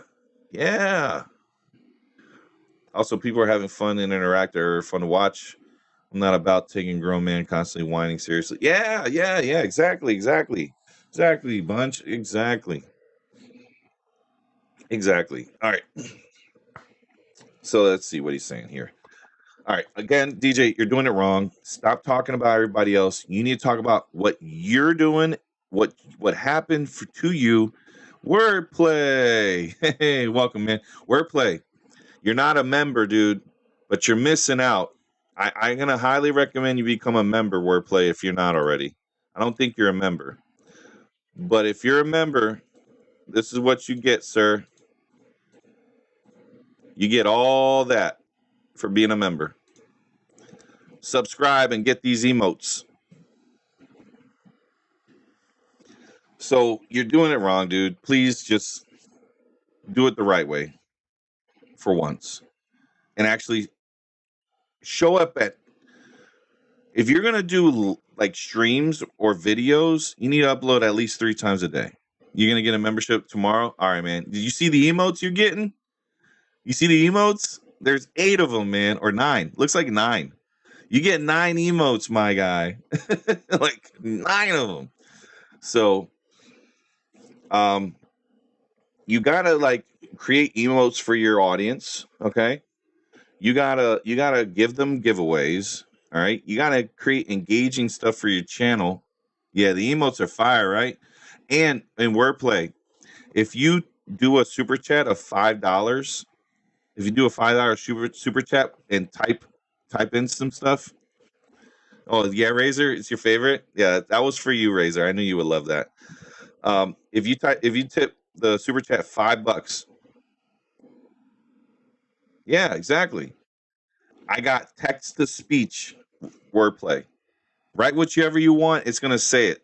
All right. But it has some no words that's automatically blocked. So don't say no words. They block those. But you could type like DJ's Dusty, and it'll say it. So, and it plays a song. The song's pretty cool too. All right. So,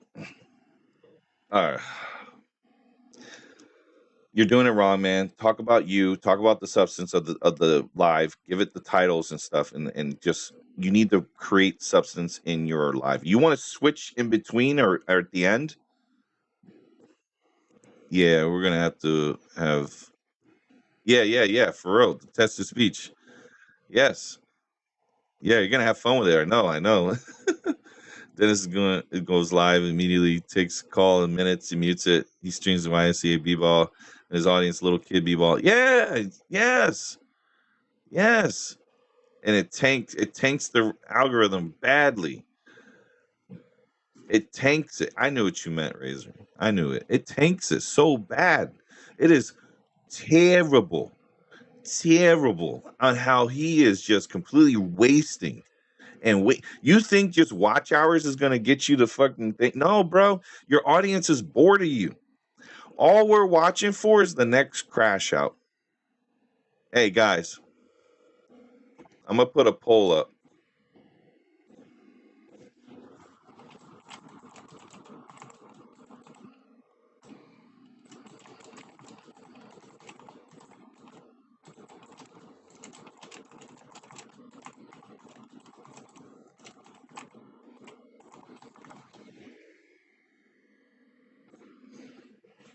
Put up a poll, y'all.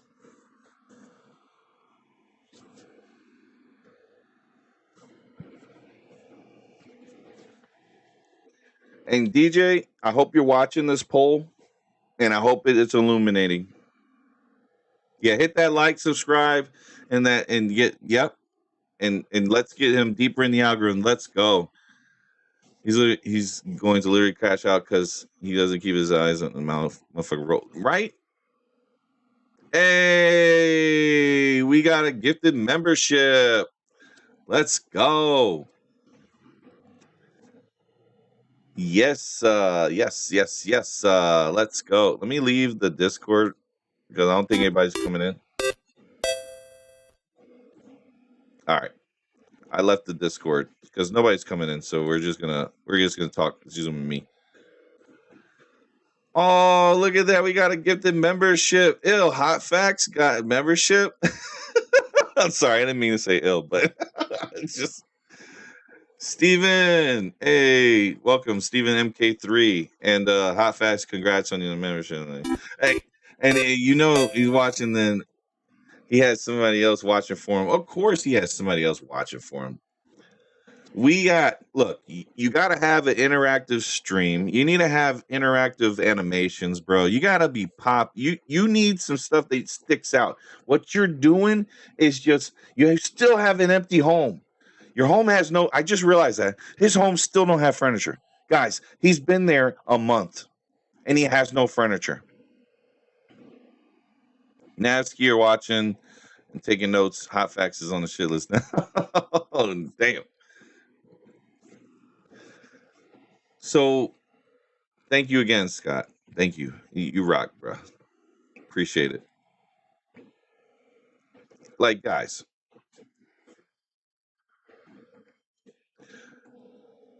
wait. Someone said no. So, okay. I think we had 2 vote. We had 1 vote no. So that means DJ's on the thing. He watches himself not for the crash out. Okay. It's either that or Naberski. One of them said no. That's funny. But just so you know, DJ, you don't have enough yes men in this chat. Oh, I have to give you a thumbs down. Don't want the algorithm to know you have any engagement. All right. So, all right, it says doing things, and now there's a lot of controversy, and it all started with the Corey Holcomb podcast. They did not allow her on the show, and then their fallout after Corey Holcomb and Anton Daniels. Corey Holcomb's calling her side chick, and she came out, says nobody side chick, even though she's married.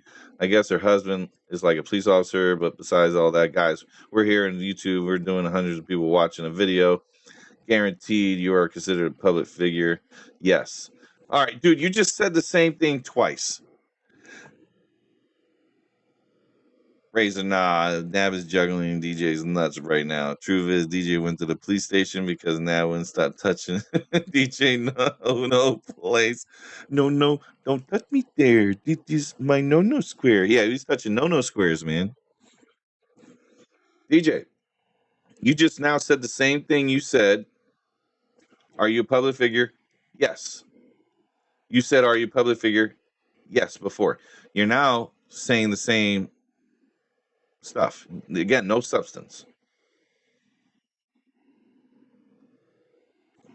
You're not as big as Mr. Beast. You'll never be as big as Mr. Beast.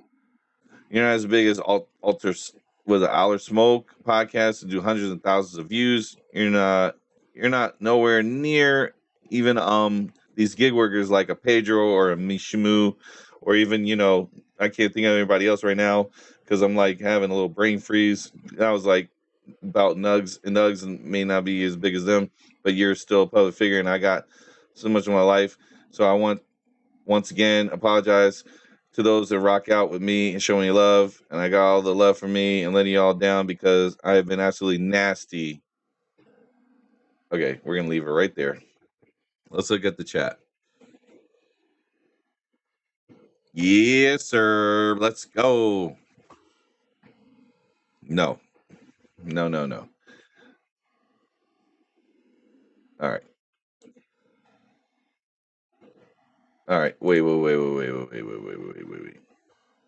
Apologize, rock out. Let me know. Been absolutely nasty in regards to allowing myself to be in a situation. I'm going to say, I'm not going to say I got bullied, but I allowed myself to be bullied. What? Huh?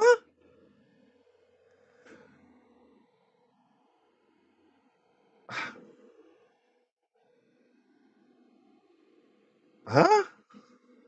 Y'all get that? This ain't a Lil Wayne rhyme scheme. This ain't a bar, bro. You just said, I have been absolutely nasty in regards to allowing myself to be in a situation that I'm not going to say I got bullied, but I allowed myself to be bullied. It's the same thing, though. Yeah, like 50 Cent. No one's listening to your stuff and saying, ooh, bars. That's not a bar, DJ. That's not some wordplay, man. Eh? Eh? Come on, none of you want to. Yeah, I got you. Yeah, it's what?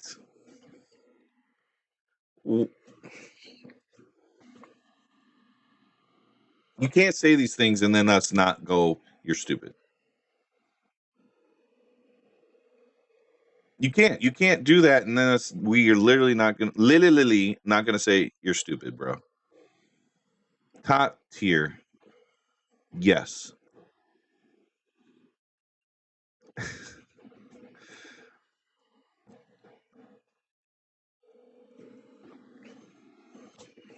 Oh my gosh. Off the most part, YouTube. I got to the point that I ran away from YouTube because I couldn't handle the heat. Now, I want to make this clear. I'm not afraid of the heat. That ain't the issue. The issue is that I become soft.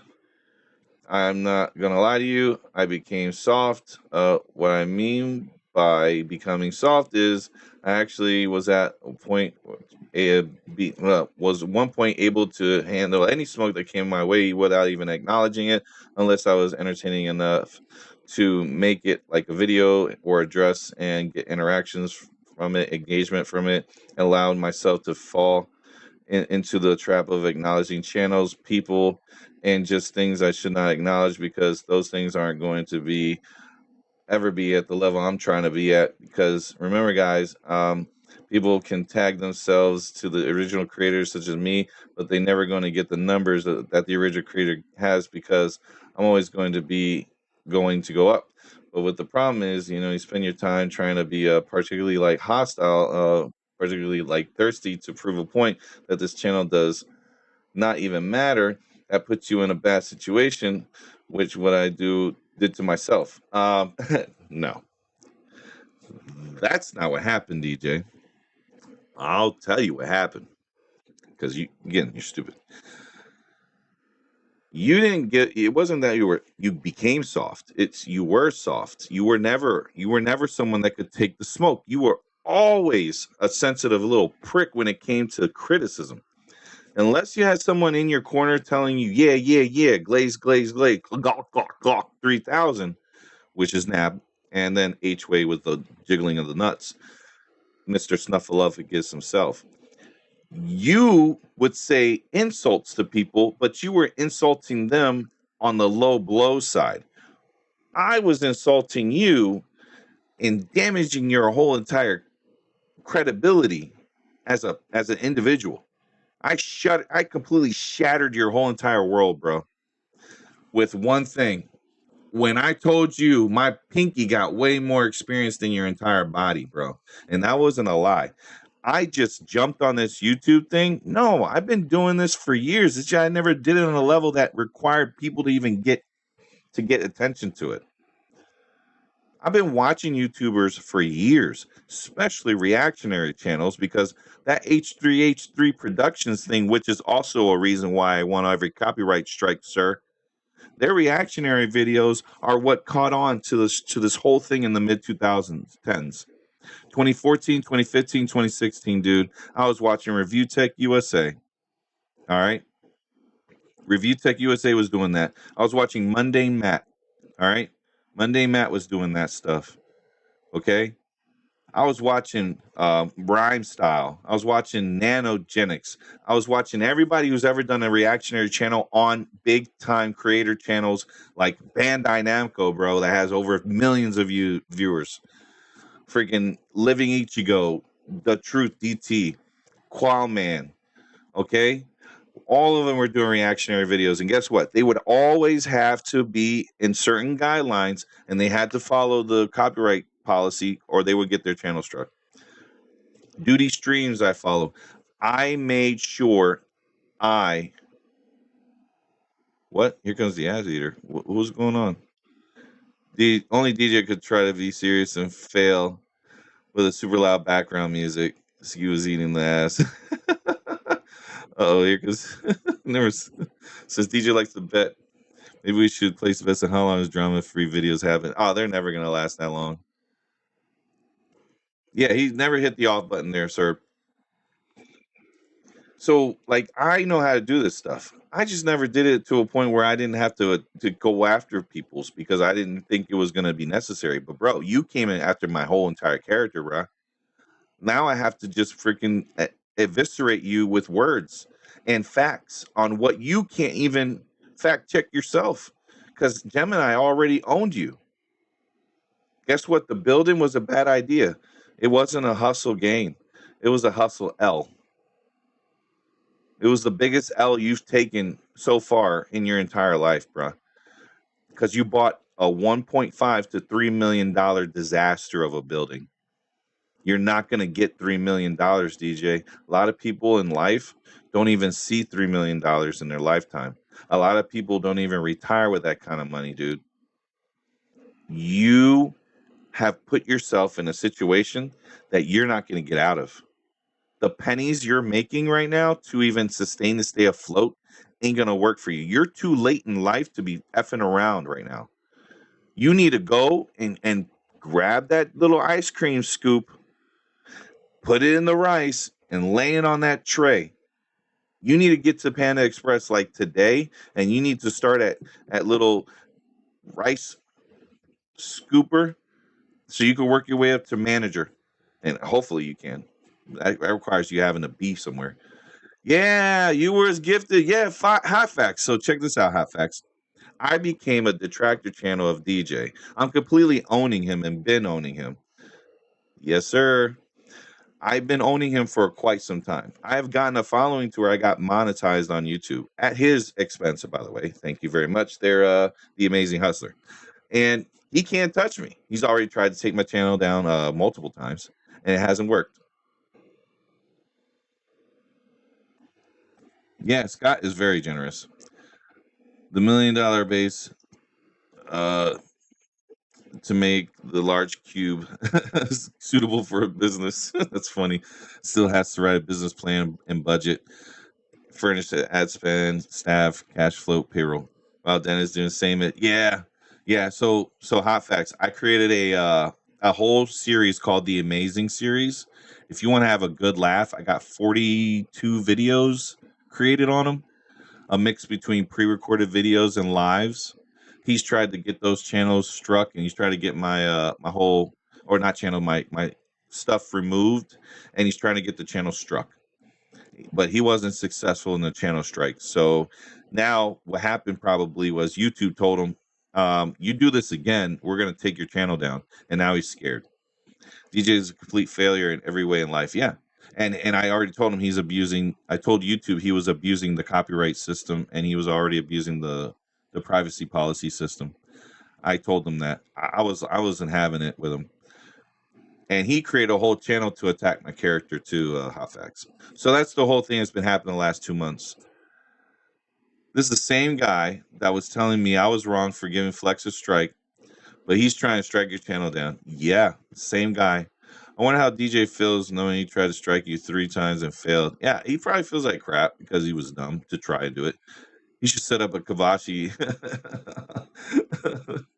odds question or under when the building would ever be rolling up. Yeah, it's never gonna happen. Scott Hall. Hey, you got a Scott Hall there, Scott Hall, telling you about the gospel. Oh my gosh, that's crazy. We're atheists here. We don't care about that mess. Get out of here with your hallelujahs and your Jesuses. So you pretty much made a Hollywood gig news on just him. Yeah, dude, I did all of that stuff. I'm reacting to him right now, man. So let's have some fun. Hey, yo, Chico. Exactly, Robert. It's okay for him to strike channels. Right. He's a do as I say, not as I do kind of person. All right, let's continue. Also, hot facts. With this membership, I go into your emojis. All right, check this out, hot facts. Go to your emojis and look at what you get for your membership. Check that out. Look at those emojis. They're hot facts. Those are all yours to spam. Go ahead and spam the chat, please. I want all my members to spam the chats. We got DJ's a clown emoji. We got DJ got banned and Bovada emojis. We got Nab emojis. We got Ski, the Mr. Potato Head Goomba looking motherfucker emojis. We got Shrek, aka Christina emojis. We got Goomba Ski emojis because Ski looked like a Goomba from the 1994 Super Mario Brothers. Scott Hall Doppelganger. Yeah. Spam them freaking emotes.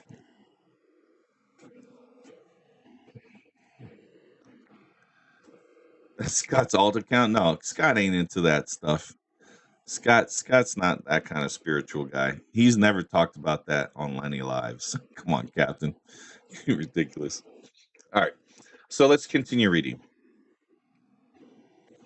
I put myself in a bad situation, and that I'm now fixing. It was unnecessary. It was borderline stupid that I allowed myself to sit here and fight a battle over nothing because, once again, I'm a public figure.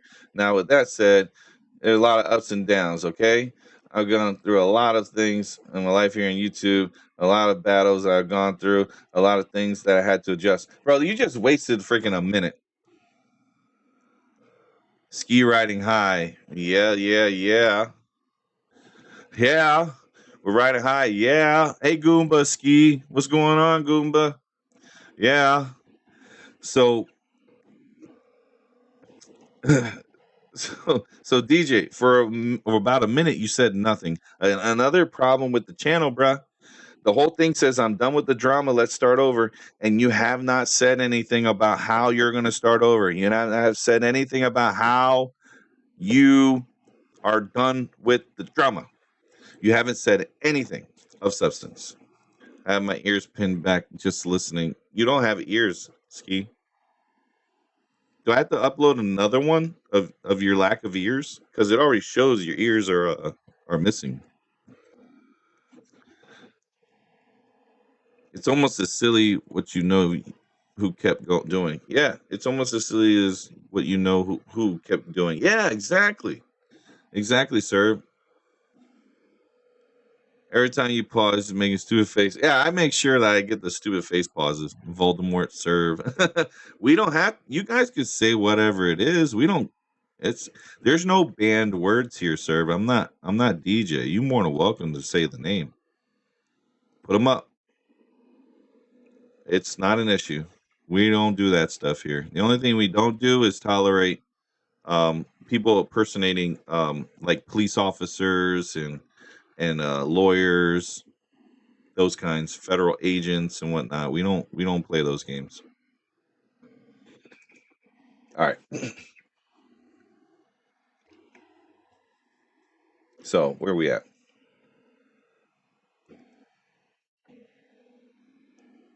A lot of battles bought through. Just okay. That's where we're at. Just little things like even wearing these warm-ups, even warm-ups now are going to create a brand.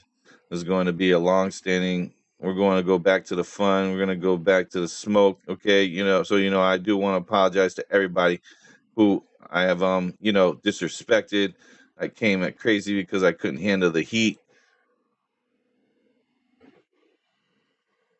He didn't just say that. BVaz doesn't do fake attorneys. You dang right, Ski riding high. This is a defeated man. You damn right. Miss Annaboo. Yeah. Miss Annaboo. He just now apologized to people he disrespected. That includes you and Kay. I hope Kay is here. Annaboo, can you hit up Kay and just tell Kay that this latest video, instead of hitting you up and hitting up Kay personally and apologize, he puts up a pre-recorded video apologizing. That's fine and dandy, DJ. But you disrespected people in ways that you can't come back from it. You disrespected people in ways you can't come back from.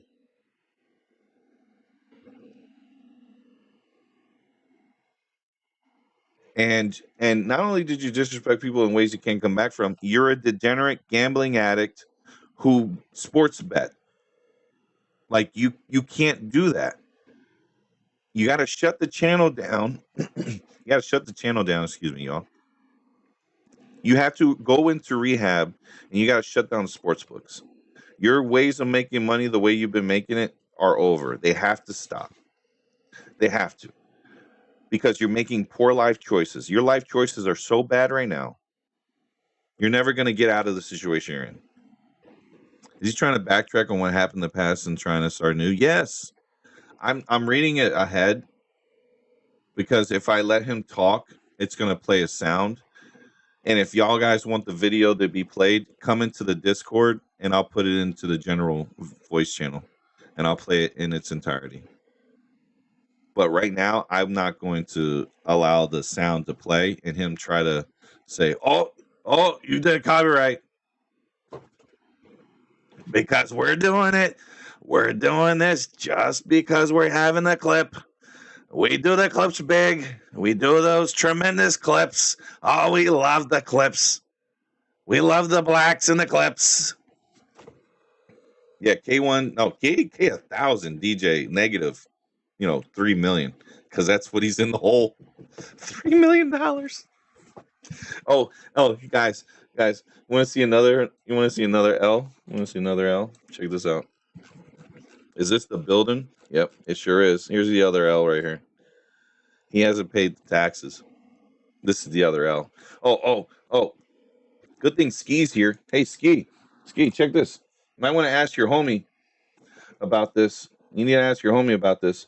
Permits, okay? Permits. Check to see if there's any permits. Oh, no. Does that say no data?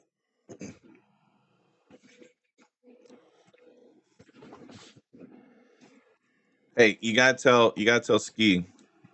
You have to tell your boy, like, what? How are you? Why do you keep saying that the building's got permits? DJ, we're not gonna stop looking at the building for the taxes, and we're not gonna stop looking at the building for the permits. We're not gonna stop.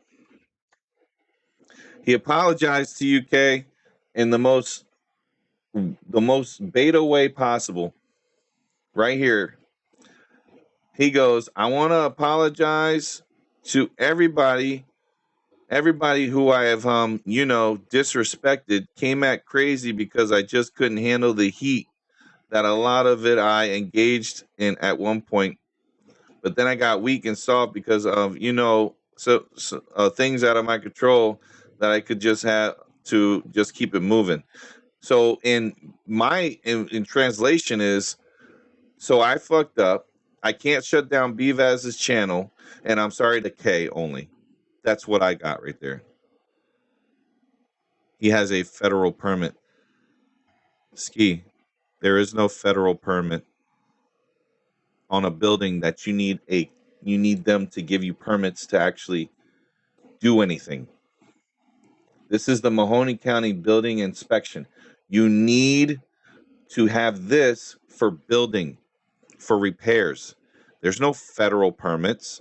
There's no such thing as a federal permit on non-federal property. This is state property. This is city municipality property. This is property of Mahoney County, not the federal government. You need a federal one for the federal lands. Holy cow. I'm not ready to mix up my love, no lie. Oh, it's all good, Miss Annaboo. It's all good. You're all right. No worries. Do you think she can give half-ass apology and washes away the lies and respect? Yep, and disrespect. So you can get a federal permit for a business. Yeah, you can. Chipotle lie was the end of credibility. Can't walk that back. Now he's playing a good guy story. Oh my gosh, we have nothing to do with me. I got you. I got you. I got you, Miss Annaboo. Ever heard of the Federally Act of 1983? When it comes to permits, there is no federal permitting. Federal permits are only for federal lands. I definitely didn't think that apology had anything to do with me. Exactly. Same here, Kay. But he only discussed this publicly, but he should have personally came to every person and said something to them. But he definitely met you.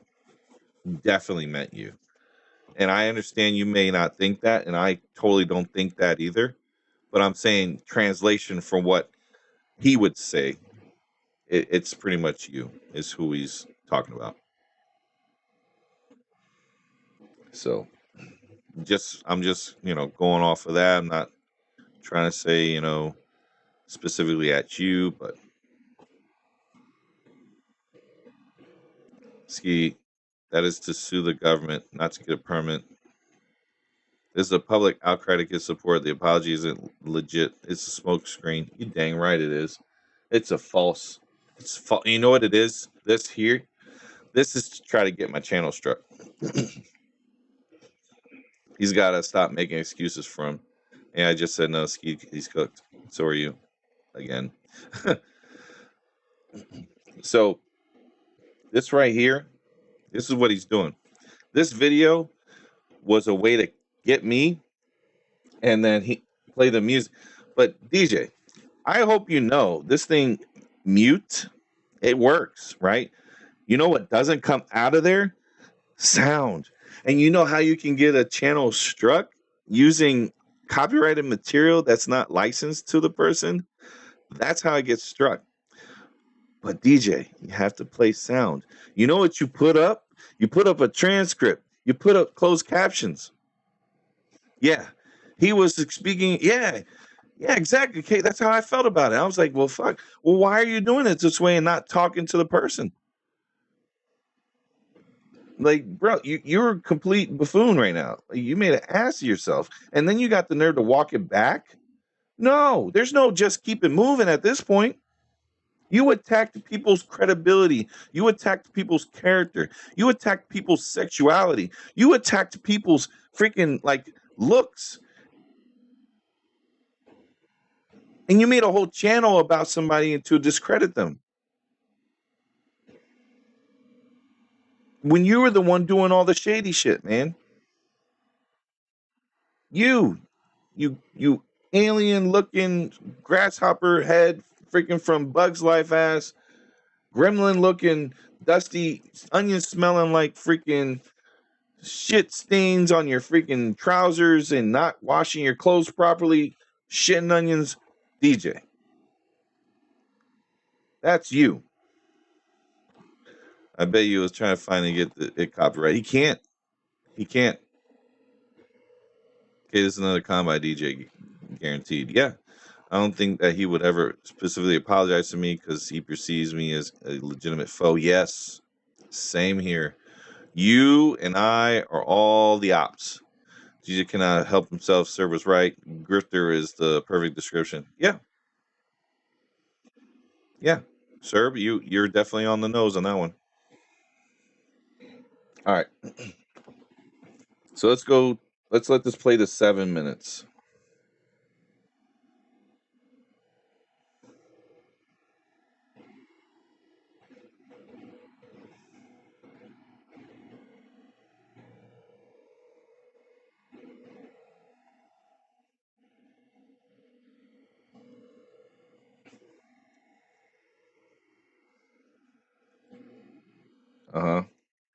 So now we have a situation that I'm not going to lie to y'all. I'm happy. Life is good. I'm in a beautiful place that's empty. There's no furniture. I'm finally making YouTube content, making videos the right way, or going to make videos the right way. No, you keep saying stuff without. All right. You know what really You know what really gets under my skin, Kay? This video is, I'm done with the drama. Let's start over. And we're 7 minutes and 12 seconds in. He hasn't talked about anything about the drama that he's done with. He hasn't done anything about how he was going to be done with the drama and why he's starting over. Like, what's going on? He hasn't. There's no substance in here. It's just all blah blah blah blah blah blah blah. I'm not really getting anything out of here. His eyebrows are 3 inches apart from his. Yeah, his eyebrows are getting divorced. Make no mistake, Ski won't let Dennis apologize. You watch, tell him to interact. Here on out, he's gonna dig it. He like he always do. Yep, and bring all of that right out of the basement. Yep. So after the cop incident, I'm even more confident nobody robbed him, and it was all made up. He got drunk, fell, lost his keys, his shoes, and phone at the end of the story. No, I think someone got him for his sneakers, or he pawned them because he was upset. For some reason, I came across in between his eyes and nose. I can see across. You can see across like he saw the light. You think he's holy now? Oh, we have found the light. With the Ark of the Covenant is on DJ's head. We are saved. Look, you haven't started yet. You can't do that, DJ. You can't say we're doing YouTube the right way when you have never done YouTube the right way. You've never done YouTube the right way. I don't think he's ever going to apologize to any of us. He's waving the right flag. Is the war over? I don't know.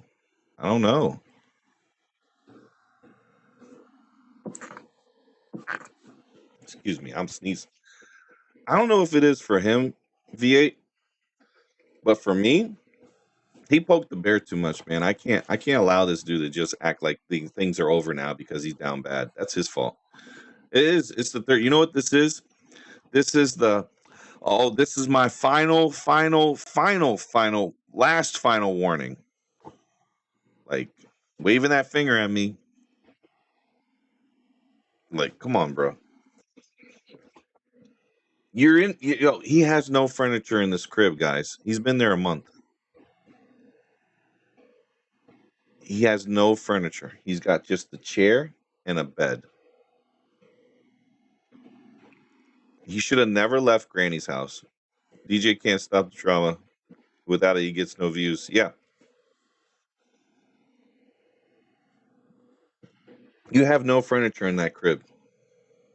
He knows drama sells. We all know this. Yeah, of course it does. DJ,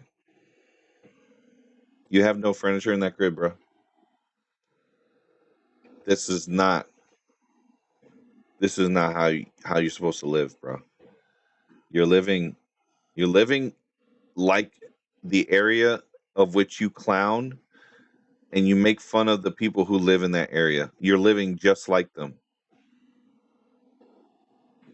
You insulted people who were broke. You insulted people who had no monies, and now you're one of them. You're living like a poor, bro. And it's not a shade to be thrown at people who are less fortunate income-wise, but it's the amount of arrogance you had back in November, December, and January. When I said by end of January you're going to lose everything, you didn't listen to me. And here we are, not even 2 days to the end of February, you're over here telling me I'm sorry and that you're waving the flag. This is actually a very exciting drop for Dennis because now we have the anticipated wait till next time crash out. Where all the Vegas odds on the crash out. I don't know where the Vegas odds are. I'm just saying, okay. 70-30. 70-30 are your numbers. 70% to 30%. 70% that he's going to crash out and because he cannot get YouTube going. 30% would be that he can. Where are you guys at? 70 or 30? And while you're doing that, I'm going to look at here. Today is going to be the first day. I'm in a beautiful place. He's happy. You know, I got everything I need. Okay. I'm unable to upgrade my phones, but I was able to upgrade my phones to where I could produce content at a high level, where I can actually edit videos on my iPad and my MacBook. I have everything I need. I got my motorcycle. That is a couple of weeks. Then a couple of weeks I'll be driving and enjoying. I got, everything I need, guys. So in my life, what's left is getting a couch. It's like empty back here, nothing here, nothing here. Oh yeah, a month in. And that's your home, bro. What is that on the floor?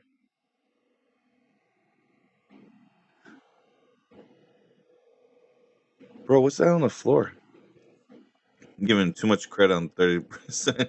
I'll take that 70. Give it 12 days. Damn. All right, Cap. You're on, dude. 12 days? All right, dude. I got you. We'll keep track. That 12 days from now is... Are we counting the days of the week? So it'll be the 10th. 12 days. 12 days is the 10th. On the 11th, we'll see where he's at, okay? Is that okay there, Captain Obvious? Or Captain Ridiculous? Sorry, I said obvious. He invests into YouTube too much, buying fancy equipment and making no money. Yeah, of course. Of course. But y'all see that right there? Y'all see that? What is that on the floor? Is that your table? Is that the dinner table? Like the cloth for the dinner? You eat off the floor, bro? All right. Guess we're eating off the floor now. Nothing here. Just a couple of shirts on the ground. Oh, those are shirts. What? Where's your hamper, bro? You can't even get a hamper? You just throwing clothes on the floor now?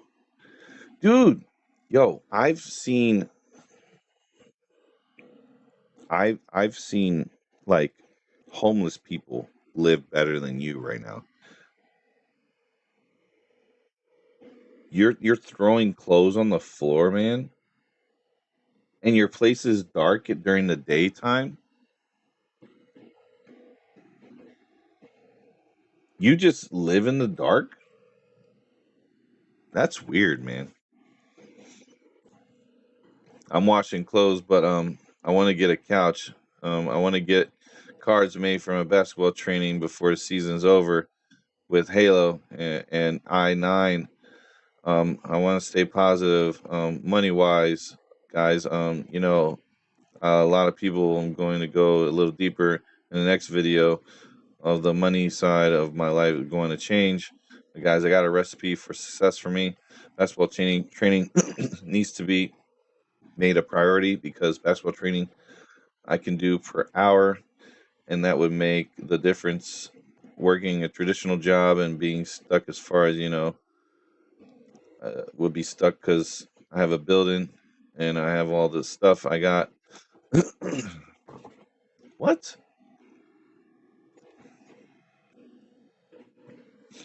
I have all the stuff that I got, like to go to Youngstown to get done. I got my training with my son. I got a lot going on. So basketball training, I need emphasis on that. We're going to make business cards that we're going to, we're going to get parents, we're going to train. He starts speaking fast. 2 weeks for free. And if they like it, they pay. No, DJ. No one's going to pay for that training because you already made an ass of yourself. You already made an ass of yourself for that training, man. You don't remember that? You had, 60 seconds to make a layup, a free throw, and a three-pointer. And you did the layup, but you couldn't do the free throw. And you were bragging to the kids and that you were going to give everybody like thousands of dollars and stuff, and you didn't even deliver. You let them down because you took a gamble, and you're dumb and behind. Don't understand that the gambles aren't what's going to make your channel successful. The gambles are what's ruining your channel and what's ruining you. So sad. All right. We're out. Secondly, sports betting. Guys, we're back. We're back. Officially today, we're back. I already made 3 past days, which I can't really put on too much videos. Remember, I told you we're going to switch this format. Long form format. We're up 750 in 3 days. Keep in mind, guys, when I say we're up 750, I haven't made money sports betting in 3 weeks or 2 weeks because I got other accounts shut down, and now we're here. We're back for good. We're back for good. So we're going to be running with the sports betting, and we're going to have our phone flipping. I was actually able to get my iPhone 16 on fix iPro 15 Pro and then get the screen fixed tomorrow. We're going to actually get this phone, sell this phone. We get 500 instead of 7. This phone's got fixed today. Brand new phone, touch screen in the back, screen in the front and the back. I'm going to use this as my second phone, iPhone 16 Pro Max. That way, why not keep the 2 best phones? We get rid of the old one, and I can get like 150 selling a 16 Pro Max. But I don't need 150 now because we're back betting. Like I said, with the betting, 753 days, we got a lot more work to do. My goal is to make 250 a day. We're talk about the other video. I'll stick with what we're going. We're going to go out this channel. All right. So, all right. There's a lot of run on stairs. He's not really a good public speaker. 7 air balls, free throw in the front, 1K people. Yep. He would talk so much shit and someone watched that. Yeah. Yep. He would talk on his own kids, say, his kid sucks and everything. He talks about other people that they suck, and he couldn't even do the basics. Nobody was guarding him, and he couldn't perform. He has stage fright, so I bet he can't perform in public. So he's back to betting. Definitely not his own sports books because he said he's not going to get those till Friday the 28th, y'all. I think he's going to get the 1st of February. I think that's when the sports books are going to come back. He's not using a legitimate sports book, by the way. The sports books he's using are somebody else's because he's been self-excluded. So for sure, if he's self-excluded, he would be talking about how it's over. He's not talking about how it's over. There's no way. Because if he had the self-exclusion, they already had the vote. He would have already got it back. And he's saying a specific day he got it back. That's not how that works. They vote that day, you get it back that day. That's how that works. All right. So you're going to get personal life videos. So this video is probably going to be called Personal Life Update. It wasn't. It's called I'm Done with the Drama because you are talking and don't understand exactly what you're saying. Why are you saying, oh, this video is going to be called Personal Life Update? It's not. I am a public figure. Next video is going to be, let's talk about the money. Third video is going to be, oh gosh.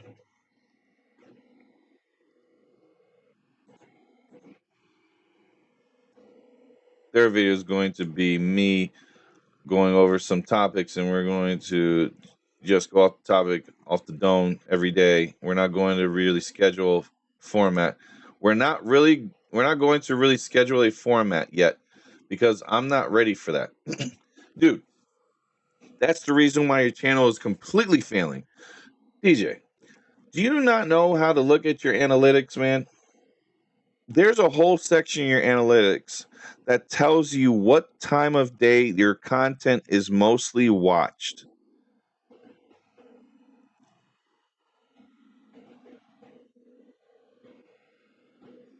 You are not in a scheduled format because it's not, dude. You don't even tell the days of the week you're going to stream. At least, like some people, if they're going to stream, they stream that consistency and they stick to the timeline that they put in. Me, I'm a little bit more detail oriented and a little bit OCD because the Marine Corps messed me up and a schedule, I'll stick to. Because if I'm going to be dedicated to it, I'm going to be dedicated in that format. I'm going to be like, I'm going to stream. If I'm doing it on Wednesday, if you see me Wednesday, you're going to see me all the way to Saturday. And I'm not going to do a Sunday, Monday, Tuesday. But if I stream on a Thursday, I'm going to stream on a Sunday. It's Thursday, Friday, Saturday, Sunday. Like that's how I roll. I stick to the plan, and the plan's going to work because even if it's slow at first, over time, you'll get people that come from other countries looking at your stuff there, DJ. You'll get people looking in that are curious to find out what's happening over there. You'll get other people curious about gig work and stuff, and then they'll come around, stumble onto this. Like, who's this guy clowning the guy that talks about gig work? Oh, because he's a gambling addict? Ha, that's funny. And then they go back and look at your lore, which they're more than welcome to check it out. They're going to see how deranged you are and how psycho you are. You think that you are somebody. Bruh, you're nobody. You don't have what it takes to do this business, bro. You don't have what it takes to sit in front of camera, in front of people, and just act or do any type of showmanship. You don't have it. You never had it. You crumble under it. You're a wet paper bag, bro. Wet paper bag.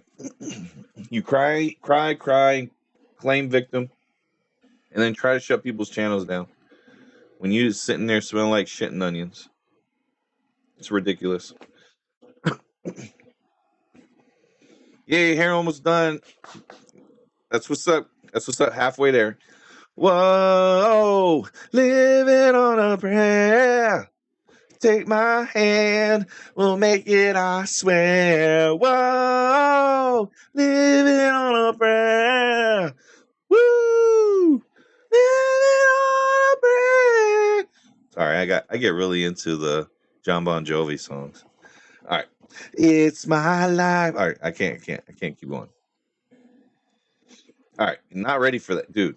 You're never gonna grow. You're never gonna grow, bro. Your channel's stuck, and you need to destroy it, bro. You need to delete it, uninstall, like get it out of the freaking ether. It's dead, bro. It's dead. The channel's dead. I know realistically, I'm going to make plans, and I ain't going to be executed because I got betting. I got a lot of money to make in between now and the end of March because of March Madness. So I'm going to be locked into betting before YouTube. But ain't nothing for me to spend 3 hours doing YouTube content, and that's what I'm going to be put through a day. And then we'll transition to me being able to bet and still have my YouTube content channel rocking out. No, this is going to last.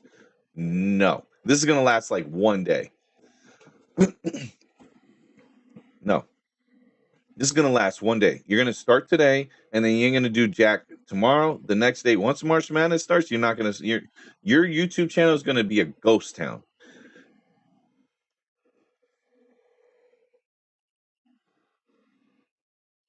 You sounded like Roy when he sings for a second. Well, thank you. That wasn't even my singing voice. I was just fucking around. That's crazy, right? This is gonna last a day. There's no way. Then when I do live streams, there's going to be occasions, special occasions where we do live streams. We might do a panel. We might be doing a question and answer based on stuff that we have talked about on YouTube. So the format we're at. And I'm motivated, you know. I'm still waking up early every morning and playing and banging rock. Playing and bang. It's clanking and banging, bro. Rock, shout out to you. Now we're still, training for my son now. And the kids ask, like, I give them some training. And other than that, that's pretty much what I want to go over with y'all. A little quick video. I'm a public figure, and I gotta conduct myself in that way because I'm not able to polish completely, but I'm not going to lie, I'm not polished completely. Huh?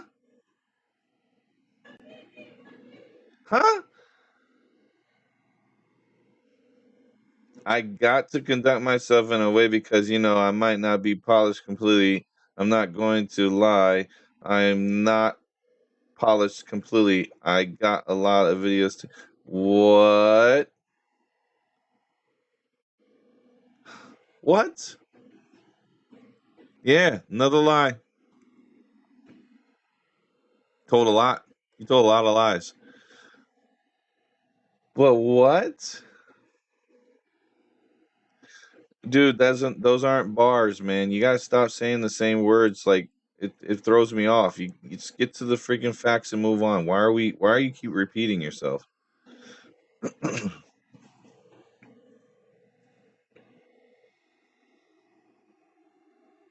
So I got a lot of videos need to take down all over the place, but when it comes down to it, people that come here for entertainment. That's why I'm providing you guys entertainment. You haven't done anything entertaining. You just talked. What's entertaining?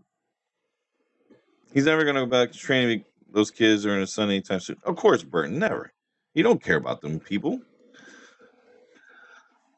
What's in this whole video, bro? There's not one thing you did that was entertaining. Not one thing you did in this video that made me go, wow, I'm going to have to keep watching you. Not one. I am so freaking annoyed with you right now, man. So freaking annoyed. This is ridiculous. Like, I'm going to crash out, guys.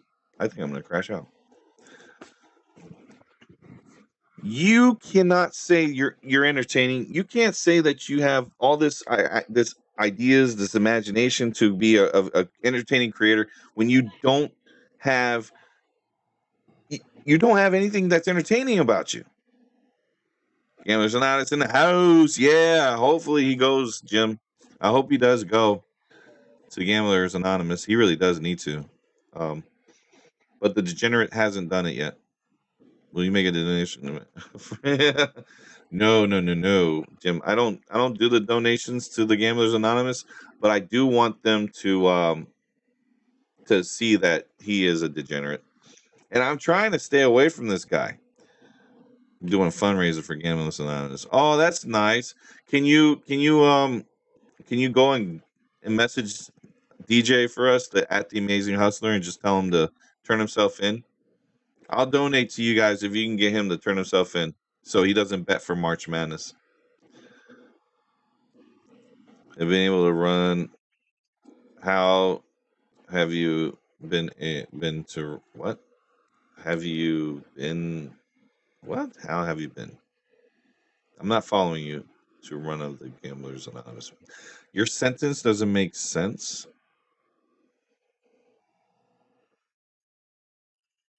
Oh, to one of the Gamblers Anonymous. I'm not a gambler. Jim, I don't do that.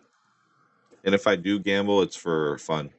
It's always a recreational thing for me. It's never something that I do for profit or as a job or anything like that. It's you take $200, 100, you spend that, you have that backup 100, and then if you lose that 100, then cool, you put that backup in. Once that's gone, you're done. That's it. $200. You lose the 200, no need to go back. You're done for the day. Last time I did anything with a slot machine was 2 years ago. Do you think Dennis will go to Gamblers Anonymous with me? I hope he does.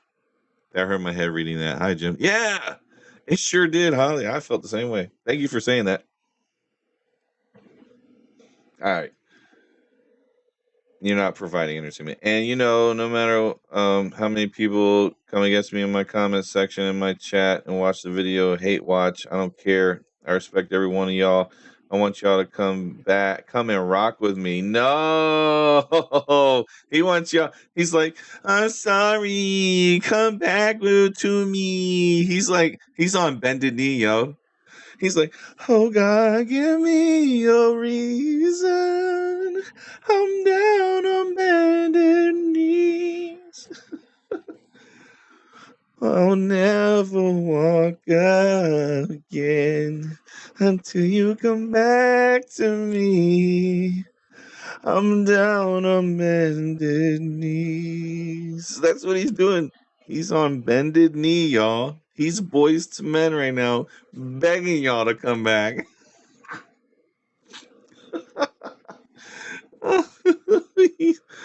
Oh my gosh. Oh my gosh. Because guess what? You may not like me now. You may hate me. You may want me to fail. You may want me to be the worst I could be, but that's your choice. But that's your right. It's absolutely fair. So with that said, guys, thank you for turning into this channel. Once again, we're going to level up for now. You guys sound more tone deaf. You're actually hitting notes they can't. Well, I mean, come on, man. I do karaoke, bro. Like, come on, Queef. Why do you think I do karaoke, man? I do, I do karaoke for fun, but I can hit the notes. I have to go back. I haven't been going back in a while. I stopped it because I wasn't feeling good. What's up, J Media? But I had a vocal coach to help me sing. It helps me breathing and whatnot. So do the warm-up exercises. What do you miss? Oh, J Media, check this out. So DJ saying he's crying, he's on bended knee like boys to men, and he's begging all the ops to come back. He wants all of us back to go back to rock with him again.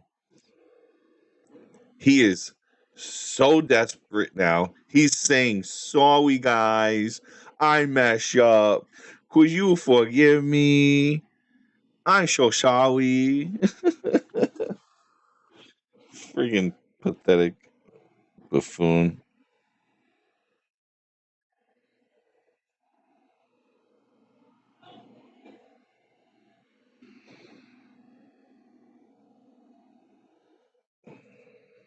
All right. I'm talking about hell divers too in my text. Ooh, I wonder what that is. All right, so yeah, okay. No, it's too funny. He's too funny.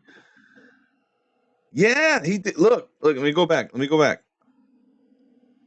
need to get a groove back like Stella. He goes, okay, I'm gonna go back. We're at 12:12 right now. So he says,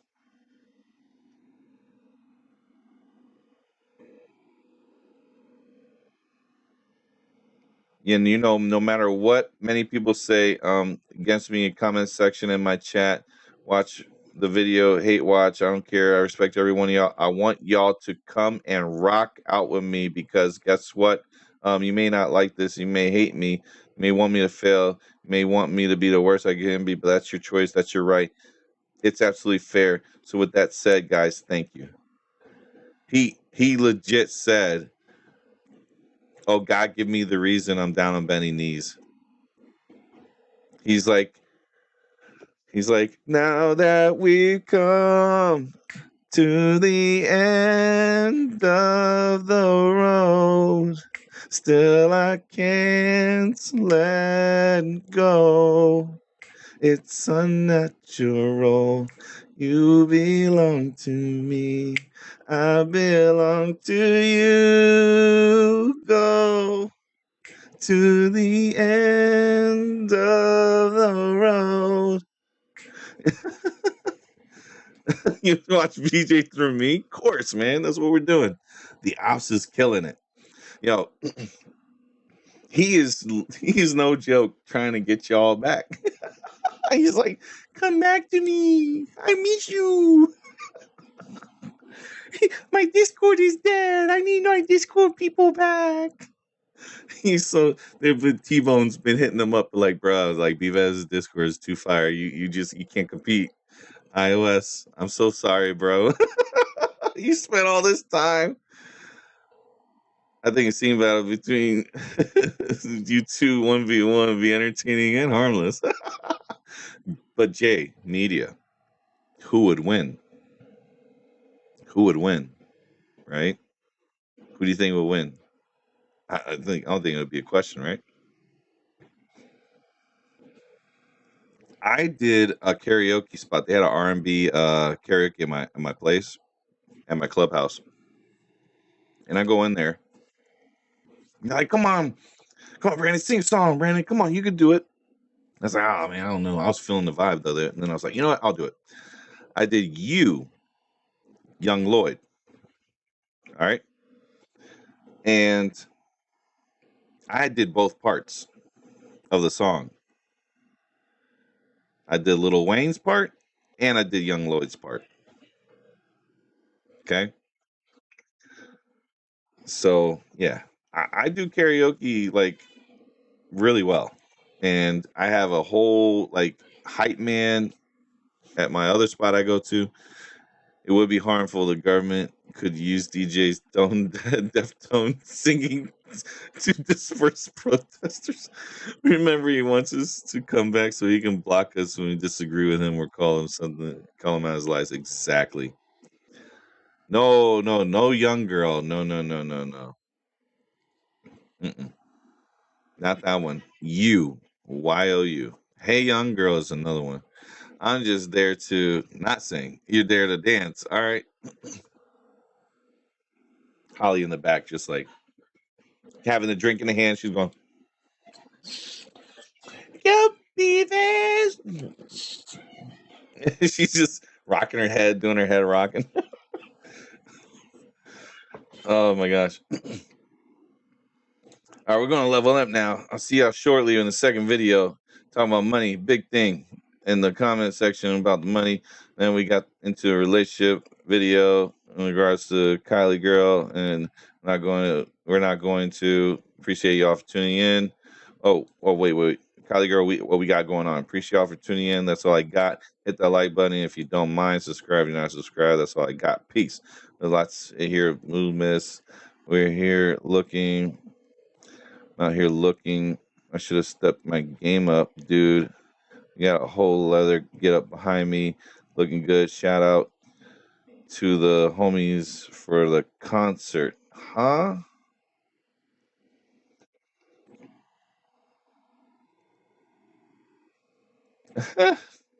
Yo, you added these little bit of. Oh my gosh. He looks so stupid right now.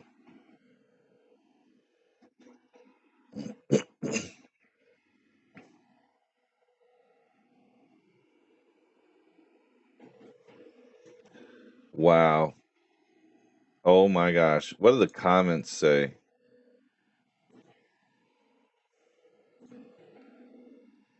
You got 104 views, DJ. No one likes you. I'm so ready for this new chapter. What's the one thing you want to see more of in the channel? We're focused on growth. Other channel has people compiling your videos saying you made at least 50K in a year sports betting. Then you say you didn't pay taxes for years. They're reporting you you cooked on whether you're a liar or a tax fraud or truth's gonna come out when they report you. Hey Tom 7597, that's already been done. They're looking into it. We'll know more by April. I'm about this new journey. Only thing I'll say is lose the background noise while you talking. Appreciate the feedback. I'll look to adjusting that. Yeah, he's not going to take it out there, Brandon Diaz. You know why? Because he wants to strike the channel. But all I got to do is like mute you and then transcribe it. You dummy. You freaking idiot. Like no one's going to. Oh my gosh. He's so stupid.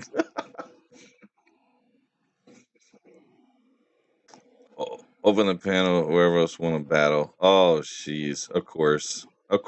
J Media. I can see it now. White girl tweaking and falling off the table, twerking. Those fail videos are funny. Yeah, they are. Oh, gosh, y'all. So, yeah, building still owes money on. There's no permits. So he's dusty. He's dirty. And he is DJ. Ain't nothing we can do about that. Let's close this poll. Let's see what the results are. All right, 21 votes. Looks like we only watch you for the crash outs there, DJ. Nothing's going to change. You are an insufferable idiot. That's what we have. We have spoken. That's what it is. So, what have we learned today, guys? We learned that tipping sucks if you live in the United States. It's unfortunate. But what can you do?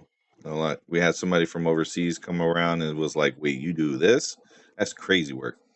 But yeah, we are we're a nation that relies on making sure we are generous. I think that's a generosity kind of thing we're doing. Oh, Dan, welcome, sir. Welcome. I hope you're okay, sir. We miss you, Kitchen Man Dan. I miss your crash outs on DJ. I really do. Love it. Those were so good, man. But guess what he said? He wants you back on his channel. I don't think you should do it though, but he wants you back. Go check him out. See what kind of stupid stuff he did. Fun to see all the supporters. Guy finally got fed up, bro. We were done a long time ago, but no one really had a way of like venting. So I was like, come on, I'll do mine. I already have a YouTube channel. Let's vent here. And that's what we did. So we created this and made a movement on it, man. And he got all his people gone. His stuff is complete dead zone, bro. It is wild, man. We miss you, Dan, though. Big ups, bro. I'm glad you're okay. How's the stuff you've been doing on the internet, interwebs with the trading and stuff? How's that been? I think you've been doing Bitcoin, right? Wasn't you doing that for a bit? I know you were running the slots and everything up in the on your computer last time I saw you. I hope everything's good though. Shout out to Dan the man. So we learned, the tipping culture and just how it's becoming more of an obligation and less of an option, and that the generosity is feeling like now it's forced and everybody's doing it. It's not cool, and we need to learn how to say no. I need to learn how to say no for real, but I feel guilty, man, like for real, because a lot of places I go to, it's asked and they're food prep spots, man. And I don't want like my food to get all destroyed and stuff. So it is what it is at that point, because you just gotta pivot and just either stay the course or say no. So that's for y'all. You do what you want and all that. But me, I'm gonna have to look into that because it bothers me. It really does. We learned that DJ's dusty and dirty and he smells like shit and onions, although it's the same stuff over and over again. But he threw a swerve at us, right? He curveballed us. He says, "I'm sorry. Please forgive me." No one's going to take "I'm sorry" to just general public. You need to specifically name us and make personal videos, or you contact the person and you apologize directly. I'm gonna say your apology means diddly squat if you keep doing YouTube and you keep sports betting, because you ain't apologizing for shit. Because the only apology I'll accept is your channel getting completely shut down by you turning it off, you shutting it down yourself, and you shutting down your sports books, and you don't ever touch betting ever again, and you go ahead and turn yourself into Gamblers Anonymous. Because right now you're your own worst enemy, and leaving you out there in the streets and walking around all wild because you haven't gotten your bipolar in check and you ain't taking medicine for it is the most dangerous thing we can have for us right now. You're a danger to yourself and society, bro. And that's the stuff you don't even fix. You don't fix a damn thing that you're supposed to. And then you're just going to do superficial changes. Oh my gosh, playing music in the background, making little animations is what's going to change your whole freaking content. Your content sucks. It was never good. Okay, you just don't get it. Is when I'm betting, I'm focused. Really? I'm not that guy. You missed the baskets in 5K. Yep, you're right. I'm not that guy. I got to get back to betting. Yeah, that's all you think about, bro. You're not that guy. When you're focused, you're on betting. You're focused, and you just got to get back to betting. That's all. That's your one trick pony, and you have a one track mind. It's always been about the bets and anything to fund the bets. And guess what, DJ? You ain't gonna get the monies that you think you're gonna get. And if you do get the monies you think you're gonna get, you're gonna immediately have to pay everybody back, because all of a sudden, all the handouts come out, And everybody's going to ask you for money because that's all you say. That's every excuse in the book. Anytime I get up, I always got people asking me for money, and I don't want to do that anymore. But you constantly you get a little high and you go, oh snap, I gotta give my cousin this, I gotta give my friend that, I gotta give my sister this, I gotta give my brother that. Like you just give the money away. You never invest in yourself. You don't ever look to future planning anything. You live in the now. You never lived in the tomorrow. You don't ever have a plan. You live so freaking recklessly. So your lesson for today, DJ,